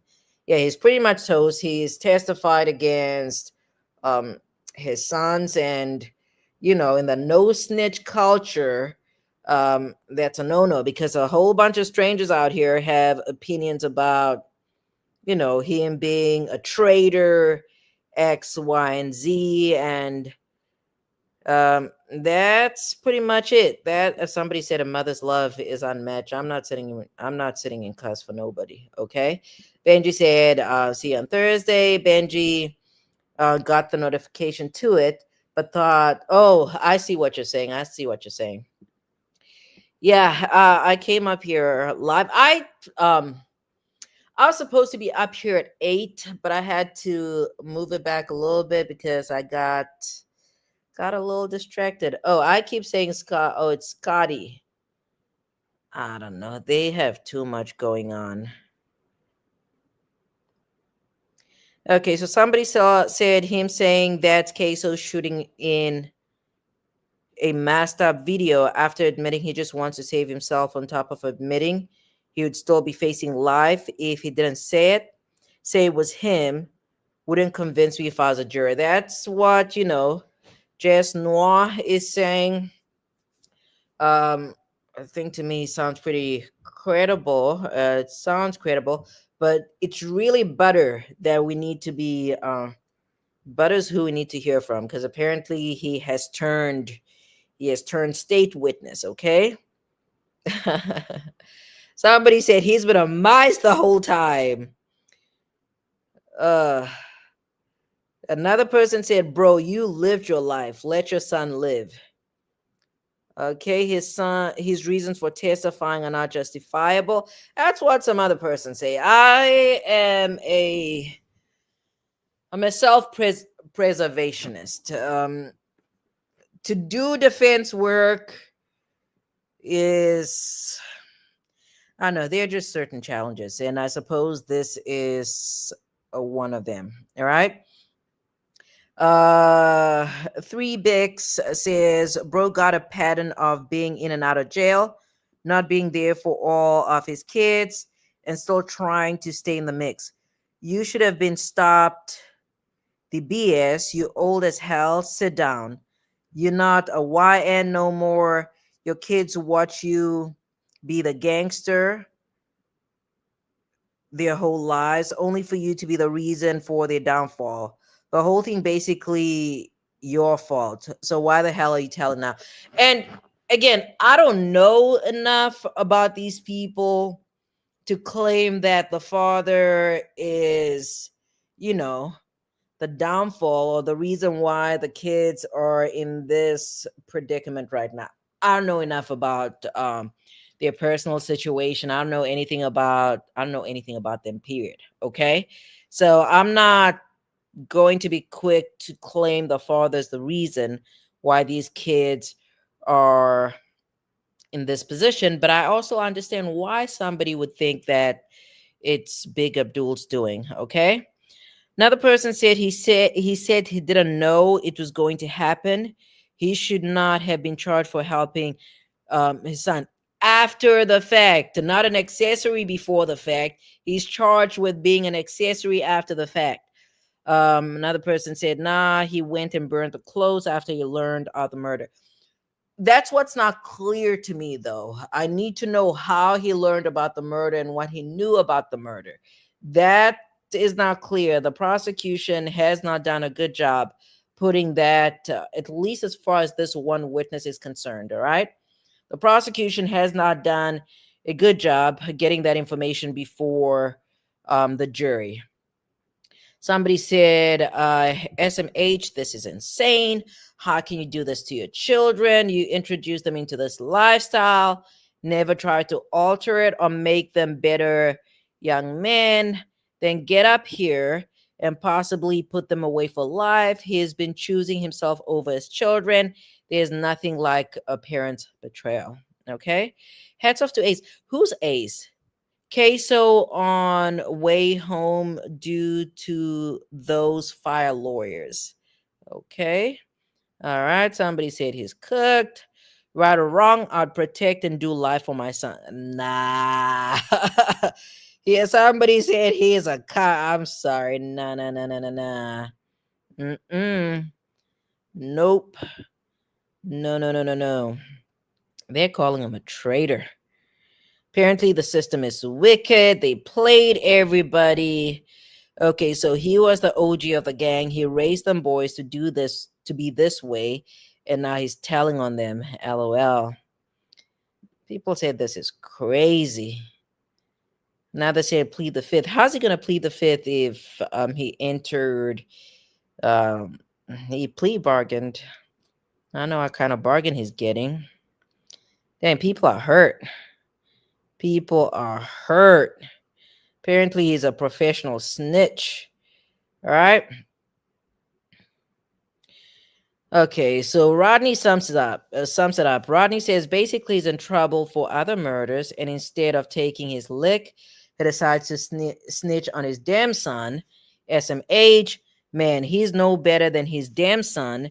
They're going to put him back on the streets. HA, I don't know what that means. Who's the better killer to go free, dead or something? I don't know why. I don't know why that's a question. But that's pretty much what I gathered. He decided to cooperate because of the solicitation charge that stems from the 2019 mistaken identity case. Somebody said it's hell or jail about my children. This is said AF in every aspect. Condolences to the victims and their families. Apparently, it has to stop. All right. Apparently, your father's tripping. He's selfish. Some Benedict Arnold stuff. So, apparently, the father is a dumb criminal. He just said F his kids. He definitely said fuck them kids, okay? Apparently, he deserves to be in jail forever.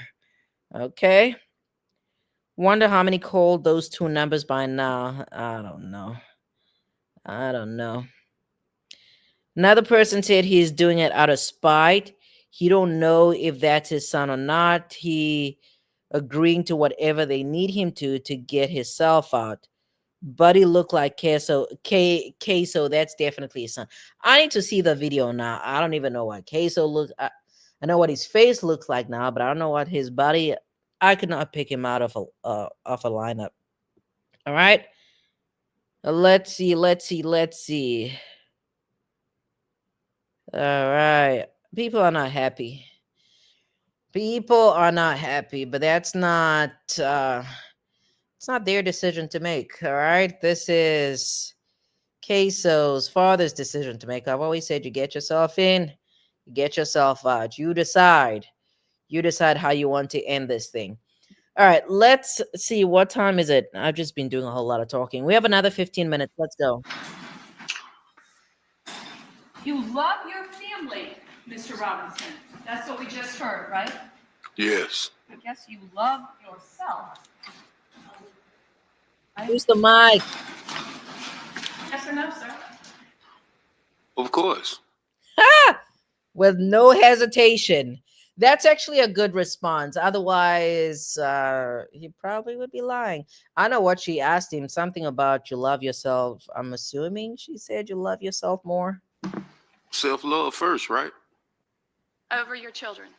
Did he say yes? That's the law of nature. Love yourself first. Oh, shoot. Oh, shoot. All right, maybe he's a little too candid. This is the person we really need to get into, though. We need to see what Butter is testifying to. And here's the thing. As it relates to most people will snitch, all right? Very few people can eat those charges. Very few people will eat those charges and do that time. Most people will, you know. And I don't know, maybe he needed better coaching, this father, right?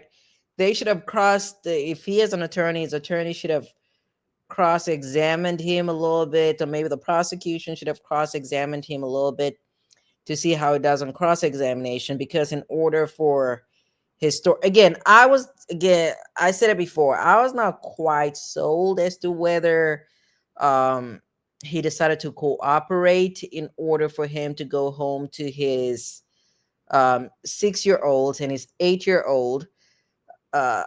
Maybe that was fed to him. I mean, he did say he had a number of reasons.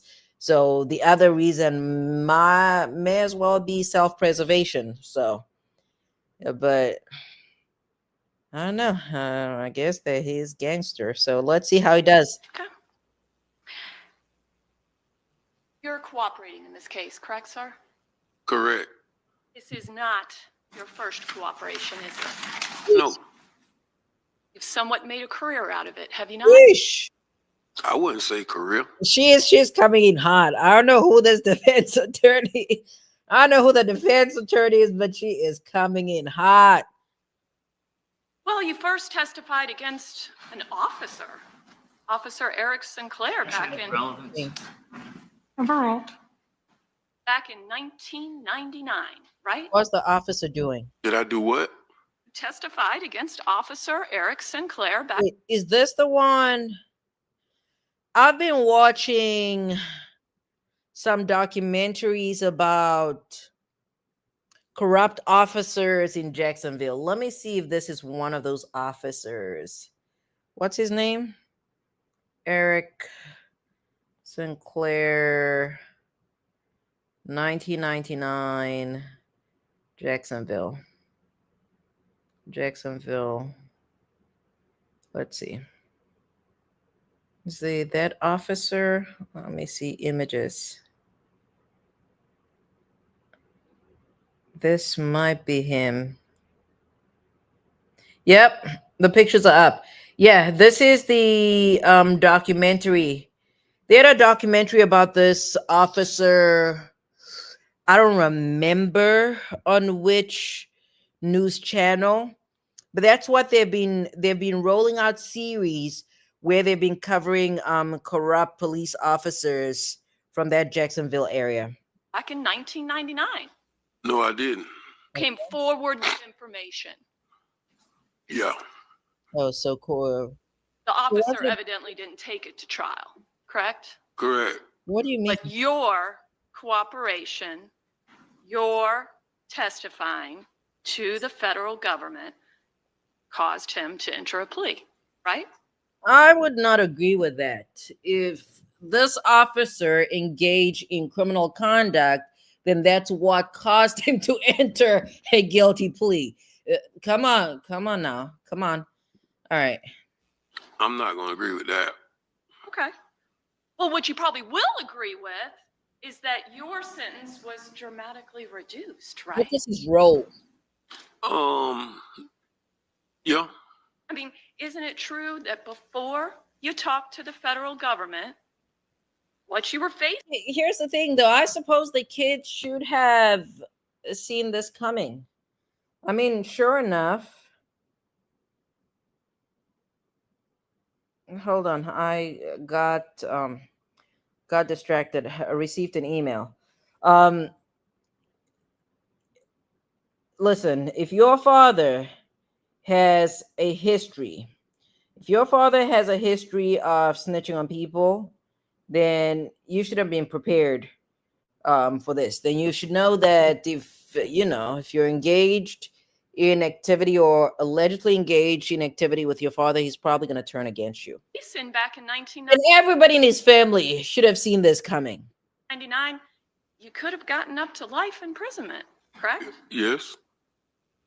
And it was reduced to I need to hear what Butter has to say. That's actually who I'm really interested in. Okay. I need to, we need to get to Butter. 10 years, right? Nope. Substantial reduction? My time was reduced to 22 years. Yeesh. How much did you serve? About 10 years and 3 months, 4 months. How old were you? So from life to an ultimate actual serving sentence of about 10 years. Guess what? It was a law change, and that's how my time got reduced again. Well, and your I'm a defense attorney. She is messing up a little bit. You need to get your facts together. cooperation, sir, Yeah. right? So pretty good deal you made for yourself. Yeah. What was his involvement? That's a real question. You've also worked as a confidential informant for police. They should have seen this coming. If the man is a CI, everybody should have seen this coming. Haven't you? Yeah. Oh, wow. And you're cooperating in this particular case because it will help you, right? Right. And you were arrested, I think you told us roughly September of 2020. September 10th, 2020. September 10th, it sounds like you remember the exact day, Yes. right, sir? I imagine that was an important day to you, correct?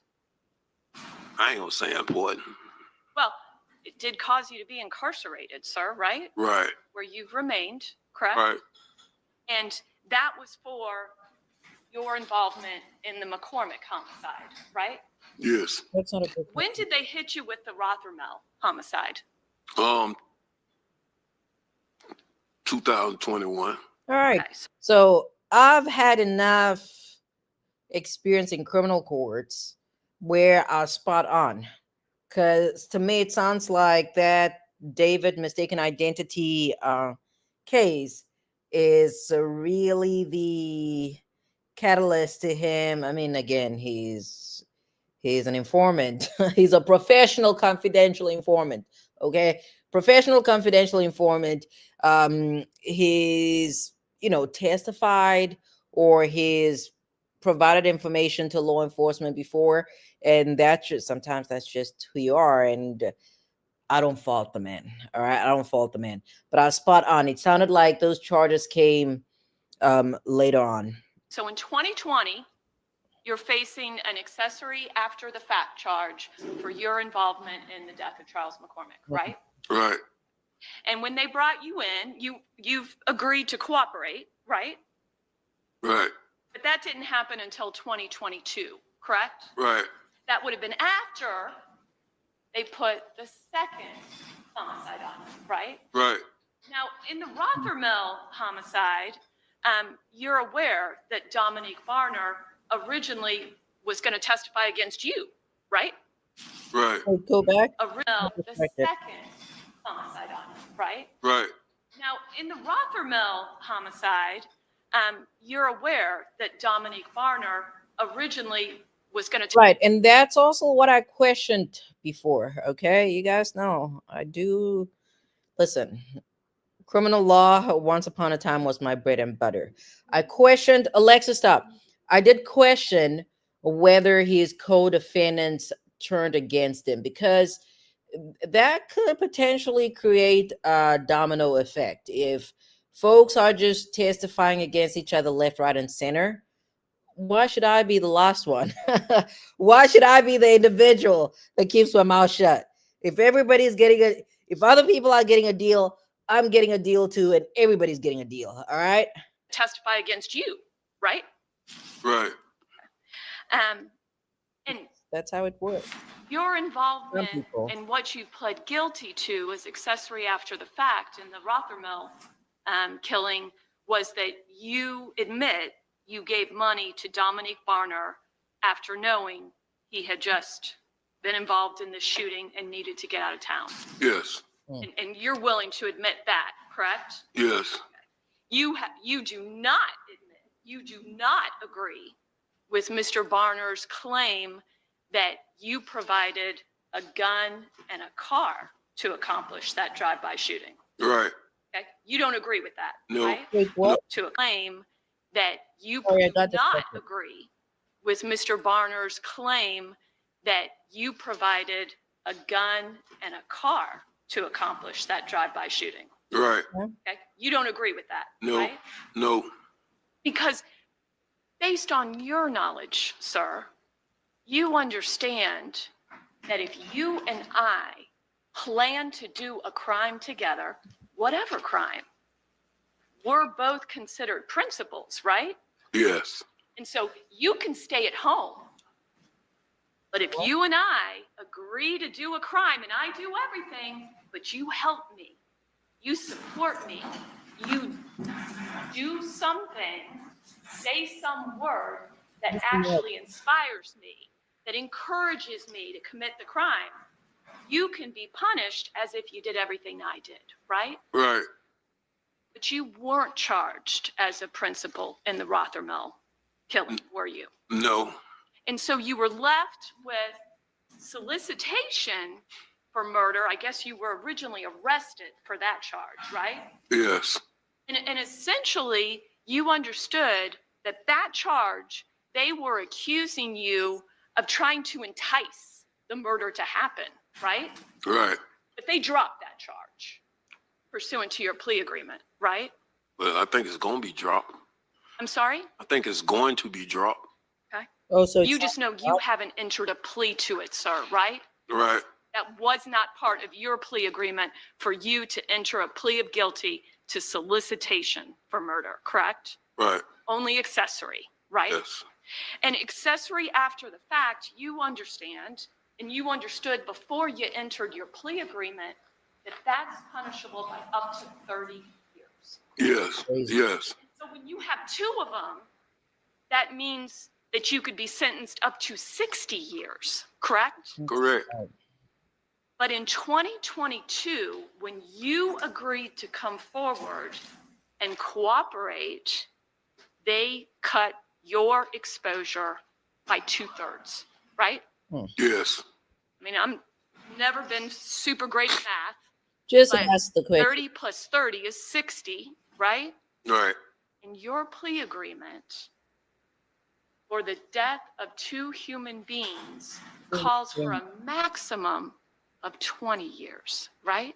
Right. All right, I still don't believe in excessive, lengthy terms of incarceration, but in any event, I was about to say something. I lost my. That was actually a good question. She put it. Lost my train of thought. So let's just play the video. And your actual guidelines are only about 7 years, right? Right. I wonder how they do on redirect. I wonder if on redirect the prosecutor is basically going to say that this is a man who owns up to what he's done, because that's what it sounds like to me. It doesn't sound like he is trying to hide anything. And here's the distinction. If we go back to the trials that we've watched together, right? For instance, let's go back to, ooh, hopefully my mic is clear. Let's go back to the ASAP Rocky trial, all right? In the ASAP Rocky trial, the biases were very clear, right? If we look at Raleigh, for example, no, Raleigh was just chaotic. Raleigh was chaotic all around, okay? He was unprepared. He was chaotic all around. If we, what's the other guy's name? 12E. If we go to 12E's testimony, for instance, okay? 12E's testimony was clearly biased towards the defendant, ASAP Rocky, in that trial. The only way you won't believe that is if obviously you were rooting for Rocky from the very beginning. But it was very clear that his testimony was biased in favor of Rocky. You could tell that from the way that he responded on direct when Takapina asked him questions. You know, he was making eye contact with the jurors. He remembered everything. He answered the questions. Whereas when the prosecutor challenged him, he was evasive. Okay. And if we go back to, let's see, what other trials have we watched recently? That's the one that comes to mind at the top of my head, anyways, right now. So with Big Abdul, though, his demeanor, I don't know. We still have a lot left in this video. Maybe his demeanor changes over time. But from what we've seen so far, the way he was on direct is pretty much the same way that he's showing up on cross-examination. And due to that, he does not appear to have much of a credibility issue, with the exception that he is pretty much doing this in order to save his own behind. And I think you told us that that was The water? based on your age, your health issues, and you want to be there for your younger kids, right? Yes. Would you agree with me? You weren't there for your older kids. That's why I know better this time. Dang, sir, you had to wait to get incarcerated. I don't know. I don't want to judge this man too much. Actually, I don't even like that question. I don't like that question from a defense perspective. Sure enough, the question insinuates that Big Abdul has failed his two sons that are currently on trial for murder. Right. But in order to believe that, you also have to believe that the two sons were in fact involved in this murder. So that's why I don't like that question. You did grow up with quite a bit of respect on the streets, sir, didn't you? Yep. It's not on this. And you personally never met Charles McCormick, Nope. but you did know who he was, correct? Yes. And you knew in spring of 2019 that he had put out this rap song, correct? Yes. And you, as you've told us, you were physically in the car when Willie Addison was killed, correct? Yes. And your son, Abdul Jr., was in that car, correct, sir? Yes. And Torrigan Williams was in that car, correct, sir? Yes. And all of you got shot, correct? Yes. And you explained there was somebody else there that was actually also shot and paralyzed as a result, right? Yes. And who was that Samuel. again? My nephew, Okay, and what's his name, sir? Samuel Cooper. Samuel what? Cooper. Cooper. Yeah. Samuel Cooper. Listen, I'm not even in this trial. I mean, I had trouble remembering Scott. Scotty, I said Scooter. I don't remember. I said something. All right. She needs to write the names down. Yes. Also shot with Willie Addison, with you all, and is now paralyzed. Yes. And then you also mentioned somebody named Moody. Yes. Do you? One thing that I neglected to comment as far as the defense attorney is concerned, I like the way she started off her cross-examination. She pretty much has that what's the name of that? She has that Hank Brennan style, right? Where she starts off with where the prosecution left off. That's not something I'd seen until Hank Brennan, but I see that the defense attorney is doing the same thing here. You know Moody's full name? I think it's What about Moody? Utilized. yes, And then you also mentioned somebody named Moody. yes. Do you know Moody's full name? I think it's Antonio McLaurin or something like that. Antonio McLaurin. Yeah, I think that's it. Were you aware that Antonio McLaren wore a wider on Mr. Barner? What do you mean? He did what? A wider or a wire? Hold on. What? It's just a bunch of snitching, self-preservation going. Yes. Do you know Moody's full name? I think it's Antonio McLaurin or something like that. Antonio McLaurin. Yeah, I think that's it. Were you aware that Antonio McLaren wore a wider on Mr. Barner? Yes. Do we need to speak sidebar about that? What's the yes? Okay. Let me see court reporter and counsel at sidebar. I heard objection. I just didn't hear anything after that. Right. What's the objection? All right. I'm a little too invested. Let me give it a little more time. I need to go. I need to go iron my clothes, but I'm a little too invested. 20. Hold on. How long have you known Leroy Whitaker? Wait, is that it? And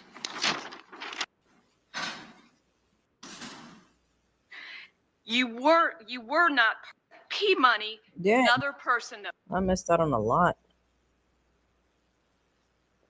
All right, let's see where this line of questioning is taking us.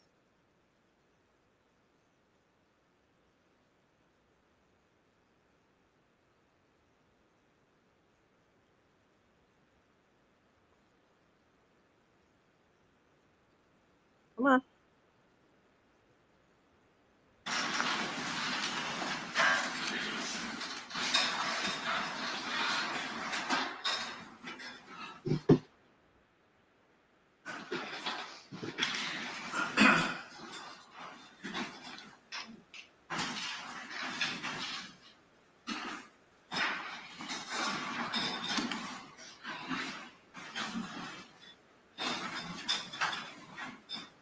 Okay, you may proceed. Thank you, Your Honor. And so I'm sorry, you told us another person that was in the car with you all when Willie Addison was killed and you all were shot was a person with the nickname, I'm sorry, give it to us one more time. Moody. Moody. And you believe Moody's full formal name is Antonio McLaren. Yes. And my question to you was, were you aware that Antonio McLaren wore a confidential wire on Dominique That's Barner? crazy. Yes. Jail. You were. Yes. Okay. That's crazy. It's fair to say that you were vengeful after that shooting, is it not, sir? Which shooting? Yes. Specify. And that is, in fact, is why you were willing to be involved in what would become the attempted murder of someone named P Money, and that resulted in the. That's why you have to clarify. So she's talking about the 2019 mistaken identity. You just have to clarify instead of saying that shooting. Say 2019. Rothermill killing. Yes. Because P Money, and do you happen to know his formal name? No, I don't know his full name. Okay. But you know who I'm talking about when I say What is P P Money, Money? correct? Yes. He was a target for you, correct? Yes. Because you did believe he was responsible for not only killing your son, Willie Addison, There we go. but hurting everybody else, correct? Including yourself. Here's good Yes. questions. You were not personally there What she's reading though. during the actual shooting. of what ended up being the death of Mr. Rothermel and the attempt on P Money, correct? Correct. Where's But you have pled guilty to accessory after the fact for that death. Yes. And you have admitted to providing Barner with money in order to get out of town, correct? Yes. I thought that he did that.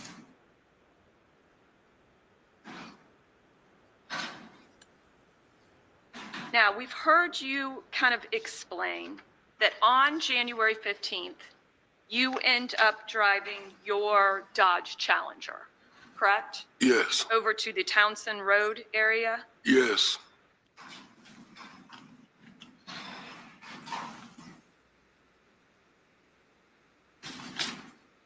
And you claim that you then picked up Dominique Barner and Leroy Whitaker, correct? Yes. And I apologize for skipping around a little bit, but I just realized something I almost forgot to ask you about.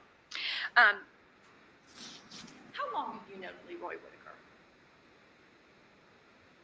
Whitaker? Who's this? The defense attorney. Who is she representing? I suppose I'm supposed to know these people's names, but I don't. So here we are. I've known him for probably about a little bit more than 5 years, probably now. A little bit more than 5 years, sir? What Yeah, probably no. wasn't Okay. that long? And you were born in 71 or 70? 70. 1970, which makes you about 55 now, sir? Yeah, I'll be 55 this year.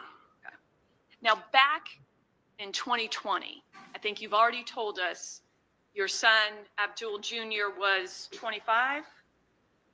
He did not testify. That sound right? It might be. Yeah. Okay. Well, you told us, I mean, we can, if we have to, we can do the math. Who's the year? Yeah, I'm not do the very good math. at the math, but we can go for certainly 5 years. do it. What year was Abdul Jr. born? 94.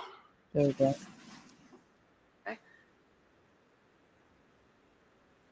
So that would appear to make him 26, if my math is correct. Does that sound right? 26 now? If you subtract, what month? 2020. November. Okay, so we'd use 2019, so that'd make him 25 at the time of the death of Mr. McCormick. Oh, okay, yeah. That sound about right, sir? Yeah. Okay. And you said that there's a 4-year age difference Right. between the two sons, between Abdul Jr. and Hakeem Robinson, right? Yes. So if depending on the birthdays, and again, we're We're talking the same day. November, so if there's 4 years, then Hakeem Robinson was 21 years old, right? Yes. When was Willie Addison born? What year was he born? I think 93. I think. I'm not 100% sure. 1993, which would make him 26. At 2020, right? Okay. Yeah. Okay. And in 2019, when he was killed, he Too many would have been numbers. 25. Yeah. Leroy Whitaker is substantially younger than all of them, correct? Yeah. And you always knew that from the little time that you did spend with him, correct? Yes. And Willie and Leroy Whitaker had no relationship whatsoever, right? Not that I know of. And Leroy Whitaker does not rap that you're aware of, correct? No. No. But she's Leroy's attorney.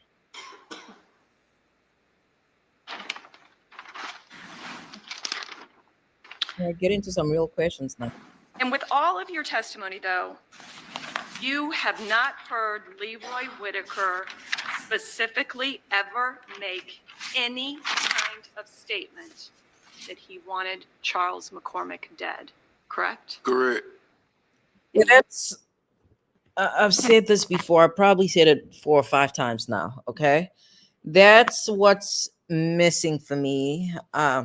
As far as Big Abdul is concerned, we don't quite have any testimony from him that says that, he heard or these folks confessed to him. There's just, I don't know, it sounds like a gap to me. You have never heard Leroy Whitaker ever say anything to suggest he knew anyone was going to get out of a car and shoot Charles McCormick, correct? I don't know. Repeat that question. question. You never heard Leroy Whitaker say anything that he would have any knowledge that anyone was going to get out and shoot Charles McCormick. No. I don't like that question. Yeah, I don't like the question because the question itself implies that these defendants shot and killed McCormick, okay, which is, I suppose, she's trying to save her own client or at least protect his constitutional right. But if these defendants, again, I've not watched the trial with the exception of parts of this co-defendant's testimony. A criminal trial where co-defendants are pointing the finger at each other does not end well. I mean, the prosecution probably disagrees. The prosecution says such a trial ends very well for them. From a defense perspective, though, it doesn't end well for the defendants. No, I haven't. And sir, have you ever been convicted of a felony Ooh. or a crime of dishonesty? Has he? Perjury? No.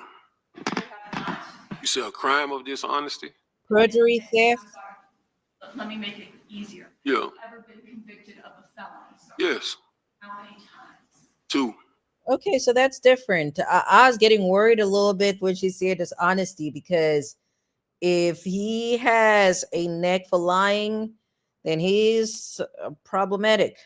But if he just has a felony conviction, then he has a felony conviction. All right, there's no running from that. Nothing further. Okay, cross. Cross? It cannot be the cross. I suppose, not even I suppose. The real purpose or the gist of the cross-examination from this defense attorney was to confirm that Leroy Whitaker, I believe is his last name, made no statements to this co-defendant regarding any prior knowledge that folks would get out of the car and, take the decedent out. That to me sounds like the purpose of her testimony. But the man, he has 2 felony convictions, none of which are for dishonesty. So he's not a perjurer. He's not a thief. So it sounds like he tells the truth. And his demeanor, yeah, he's not changed from the prosecution to the defense. He's just answering the questions and keeping it moving. I really need to go, but I need to watch. Let's just watch just a little bit. For Mr. Robinson. Which Robinson?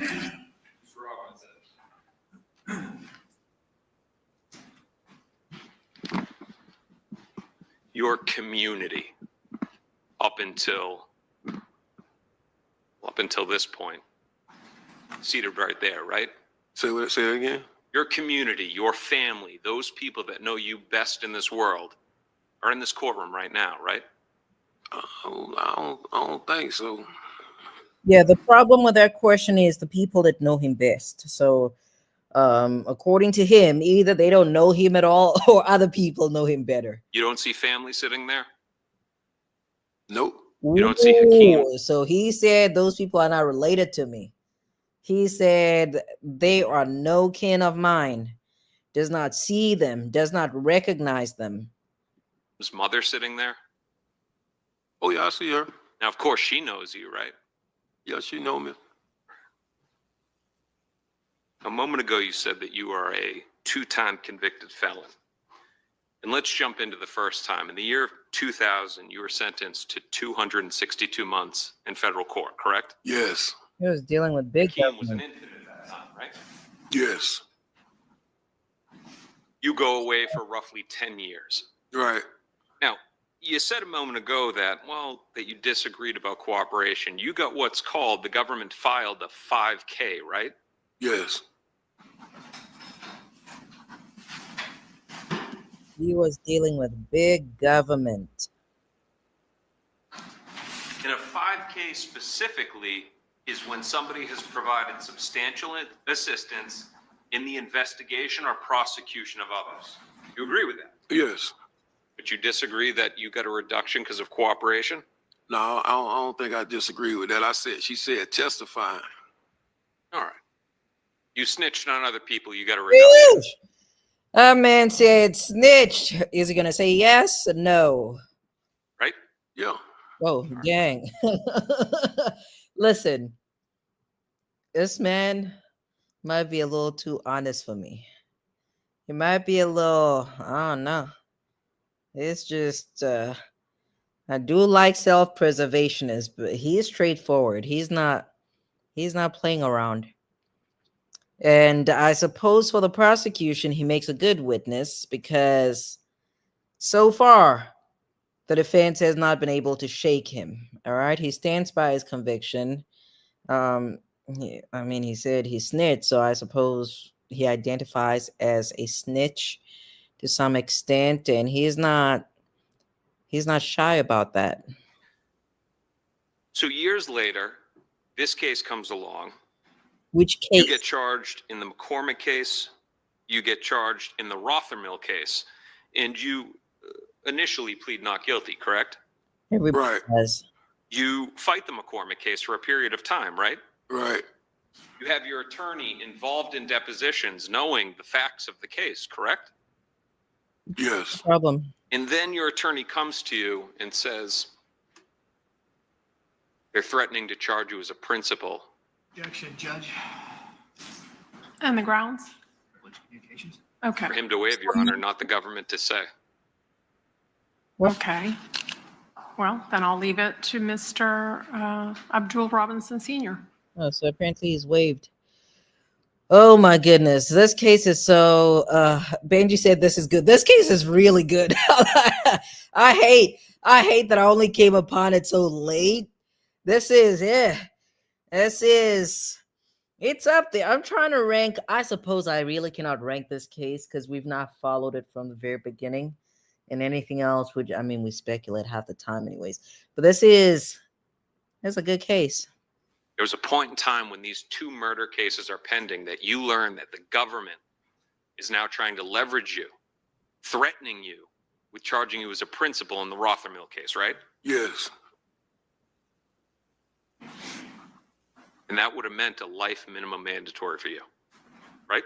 Yes. That's nothing. That's nothing for him, though. He escaped life before, so So you agree, you cave, and waived. astonishingly for the second time, why is it that you only grow a conscience when you're looking at hefty prison terms? I don't like Objection, that question. argumentative. Sustained. I don't like that. Just ask a question, Mr. DeCoste, without commentary. Previous case, you were looking at life, you cooperated to get out of it, right? Yes. Once again, you're looking at life and you decide to cooperate to get out of it, right? Right. Now, you're hoping that the recommendation is going to be that you serve for all of your crimes only 76 months, right? Is I that mean, yes. All right. That's what you have in writing with the government, right? Yes. And you've served a majority of that time already. Right. So that means that within a short couple of months, maybe 12, you're going to be back walking the streets of Jacksonville. Yeah. That was the price of your testimony, I didn't say price. right? Right. You had to cooperate and implicate your two sons, but it got you out of custody. You say implicate them? You had to point at your sons. Let's back up for a second. At the point in time that they Yeah, Mr. DeCosta, whatever his name is, cross skills are a little shaky. The previous defense attorney, I liked her questions. Some were problematic, but otherwise I liked her style. leverage you with life on the Rothermill case, they had already arrested your son and said that he was the one that committed it, right? What's the question? No, you confusing me. Let's break it down. Using me too. You said a moment ago that the government sent message to you that they were going to The message. basically indict you on the Rothermill case and that you were potentially looking at life. You then decided to cooperate. You remember that, right? Right. Okay. They had already, on this case, through the evidence, through the depositions that your attorney was at, they already believed that Hakeem was a shooter, right? Right. So in Florida, Florida is one of a few jurisdictions where you can have depositions in criminal cases. That is not the norm. Typically, depositions you see in civil cases. A deposition is pretty much, it's a proceeding. It's out of court. A witness testifies under oath. They're basically asked questions.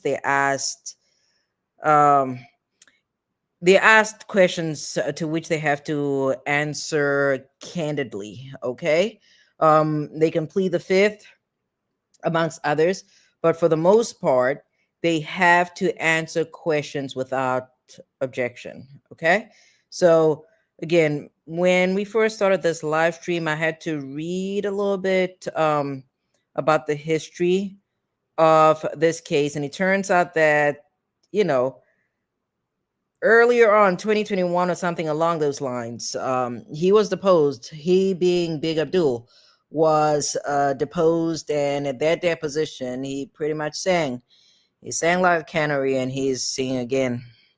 All right. So it wasn't something that you came forward and like, hey guys, let me help you understand the case. You just agreed to their narrative. No, I didn't agree to their narrative. It was, they asked me what the conversation was when I picked them up. I don't like Okay, let's move on here. Yeah, you need to move on because you're not asking good questions. This is a trained you're dealing with a trained snitch, okay, a professional snitch. So he's not just going to answer questions the way you want him to. So at that point, though, they had already pointed the finger at Hakeem, right? Right. All right. So you just continued with their case. Yeah, I'm going to point at Hakeem. He was a shooter. The way he asks right? questions. I can't agree with that. I don't you like. Also pointed out. I don't like, again, the previous attorney, it looked like she was reading, or at least she was paging through something. And I've said it before, I write my questions out. All right. And the reason you write your questions out is because for people like me that are scatterbrained, it helps me stay on track. Here, defense attorney, honestly, he's struggling a little bit. He's struggling a lot. Your other son, Abdul, the one that shares your. Here's the problem. You asked the question, did not get the response you're looking for. Re-ask the question. Ask the question in a manner where you can get this witness to agree with whatever it is that you want him to agree with. Name, Abdul Kareem Robinson Jr. What? Abdul, the one that shares your name, Abdul Kareem. Stupid question. The one that shares your name. Okay. Robinson Jr. All right. So right. Right. What's the significance of that? It's his son, whether he's a junior or senior. Before you decided to cooperate, you had also reviewed all of the phone records in this case, correct? Yes. So you had knowledge of what the government believed was happening in the case? Yes. Now, let's talk about Dominique Barner. Your words, he's a reliable hitman, right? Yes. Yeesh. You didn't know that he's not that reliable because he missed. All right. I hate to say it that way. I don't know that he's reliable because he messed up. Reliable hitman. You must have used him as a hitman before, right? No. And how do you know he's a reliable hitman? Can't be the Rothermill case because they didn't kill P Money. Just to ask the question. Ask the question and move on. So how is it that you know that he is a reliable hitman? Question. I mean, you hear things when you're in the streets. Yeah, that's the obvious response. I don't know who this attorney is. I need to get on board with these names because I think this is where this is the direction we're heading into. But Mr. DeCoste, or whatever his name is, not great cross-examination skills right here. And that's where you live. Not physically on the streets, but you are a street guy, right? I have been one. All right. And the marks of that are on you. You have bullet holes, right? Yes. You have tattoos, right? Yes. Keem has neither. Right. Not a single tattoo on his body, right? Right. Never been shot. That's good. Yeah, I don't know. Okay, so I suppose this is Hakeem's lawyer. Hakeem should have gone. Dang, it's 11. Girl, you need to go to sleep. Alexa, stop. You need to go to sleep. All right, last question, and then we're out. But listen, this is good stuff. This is good stuff. Now, let's get back to Barner. All right, let's stop right here because the questions about the tattoos, bullet holes, stupid questions. All right. In any event, we'll reconvene on Thursday. The U.S. Track and field trials. I'm a huge track and field fan. Okay, those are when is the 31st? I think that's Thursday. No. Yeah, those start on Thursday. I'm gonna try to be very present, but I need to catch up on that. So let's do. I want to start at 8 p.m. All right, I want to start at 8 p.m. But then again, I'm also not sure. Let's just do 8:30. Stick to regular time, 8:30 p.m. on Thursday. We'll take it from there. I edited a video today. It took me forever to edit. But the end result, very short video. Think a little over 2 minutes. I had to cut some stuff out. Okay. Hopefully you guys enjoy that. If not, I have a twisted sense of humor, and that's just how it goes. I do have a few videos that I still have to put out, primarily the Canton video. You guys know I went to 34 Fairview. So my hope is to get that done this weekend, okay? Yeah, I'm going to get that done this weekend, and then I won't talk about it again, all right? Okay, folks, I will see you guys. Okay, Benji said Trump said he's thinking about pardoning Diddy. Listen, I've said from the very beginning, Diddy should, go knocking on Donald Trump. But for Trump, it's different now. The reason why he's bringing this stuff up is because we want the goddamn Epstein files, all right? We want the Epstein files. And Mr. Perfect Ankles, he is trying to do anything. And that's actually, I don't know. That's a little, now that I think about it, it's just release the damn files. Release the files. You don't have to do any of this stuff. You don't have to engage in any of this conduct. Once he releases the files, we won't ask about the files. We might ask about other files. But once we have all the Epstein files, we have no reason to ask about the Epstein files once we have them. So, according to me, he is trying very hard to deflect. If he's allowed to, he'll create a World War III to avoid releasing those damn files. What is this? His number two went out there, met with Ghislaine Maxwell. It's my understanding that the Department of Justice have offered her use immunity. So basically, they want her to disclose some information. Today, it's my understanding that she was making demands. She wanted the House to do what? She wanted Congress to give her some accommodation. Oh, no, she asked for immunity, and they said, get out of here, Ghislaine. We're not giving you immunity. So I doubt she shows up to testify before Congress. Listen, they just need to release the damn files. We don't need any more distractions. We don't need anything else. Just release the files, and I suppose the rest of us will move on with our lives, and the victims, I don't know what to say about that. All right. But we need the files. Benji, I believe the man is just trying to deflect, he's already sowed enough chaos. He's trying to deflect. He's trying to divert our attention to anything and everything but the Epstein files.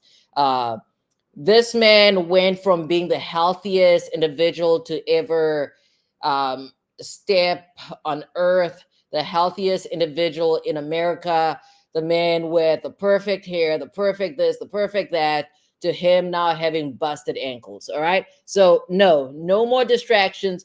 We just want the goddamn files. All right. All right, Benji, enough. enough of me. All right. Let us reconvene on Thursday. I hope you guys enjoy your Wednesday and your Thursday. And if you cannot make it this Thursday, then I hope you have a fantastic weekend and we reconvene next week and you get to watch some of the videos when I ultimately post them. And Benji's cracked up. Benji, I'm out of control. I've always been out of control. I do try and tame myself a little bit, but I'm just a chaotic person. All right, folks. So let's reconvene on Thursday. Apart from this cross-examination, the other person we need to hear from, definitely Butter. All right, definitely Butter, because Butter was one of the individuals with the Mountain Dew pajamas on. All right, we need to hear what he has to say, because maybe he is the one with the real answers, because the father does not have real answers. He does not. He did. From my perspective, he did not give sufficient information. But then again, maybe he testified to what he knows and only what he knows. Yeah, but my thoughts so far, the father, credible. I believe him. Okay, I believe him. The reason why I believe you is because he's answering the question. There's not been much of a shift in his attitude from prosecution to defense. Apparently he's experienced. He's done this before. He'll continue to do it. All right. Okay, folks, I am out before I just, there's no telling what's going to come out of my mouth. Okay. All right. I'm done. Have a good night.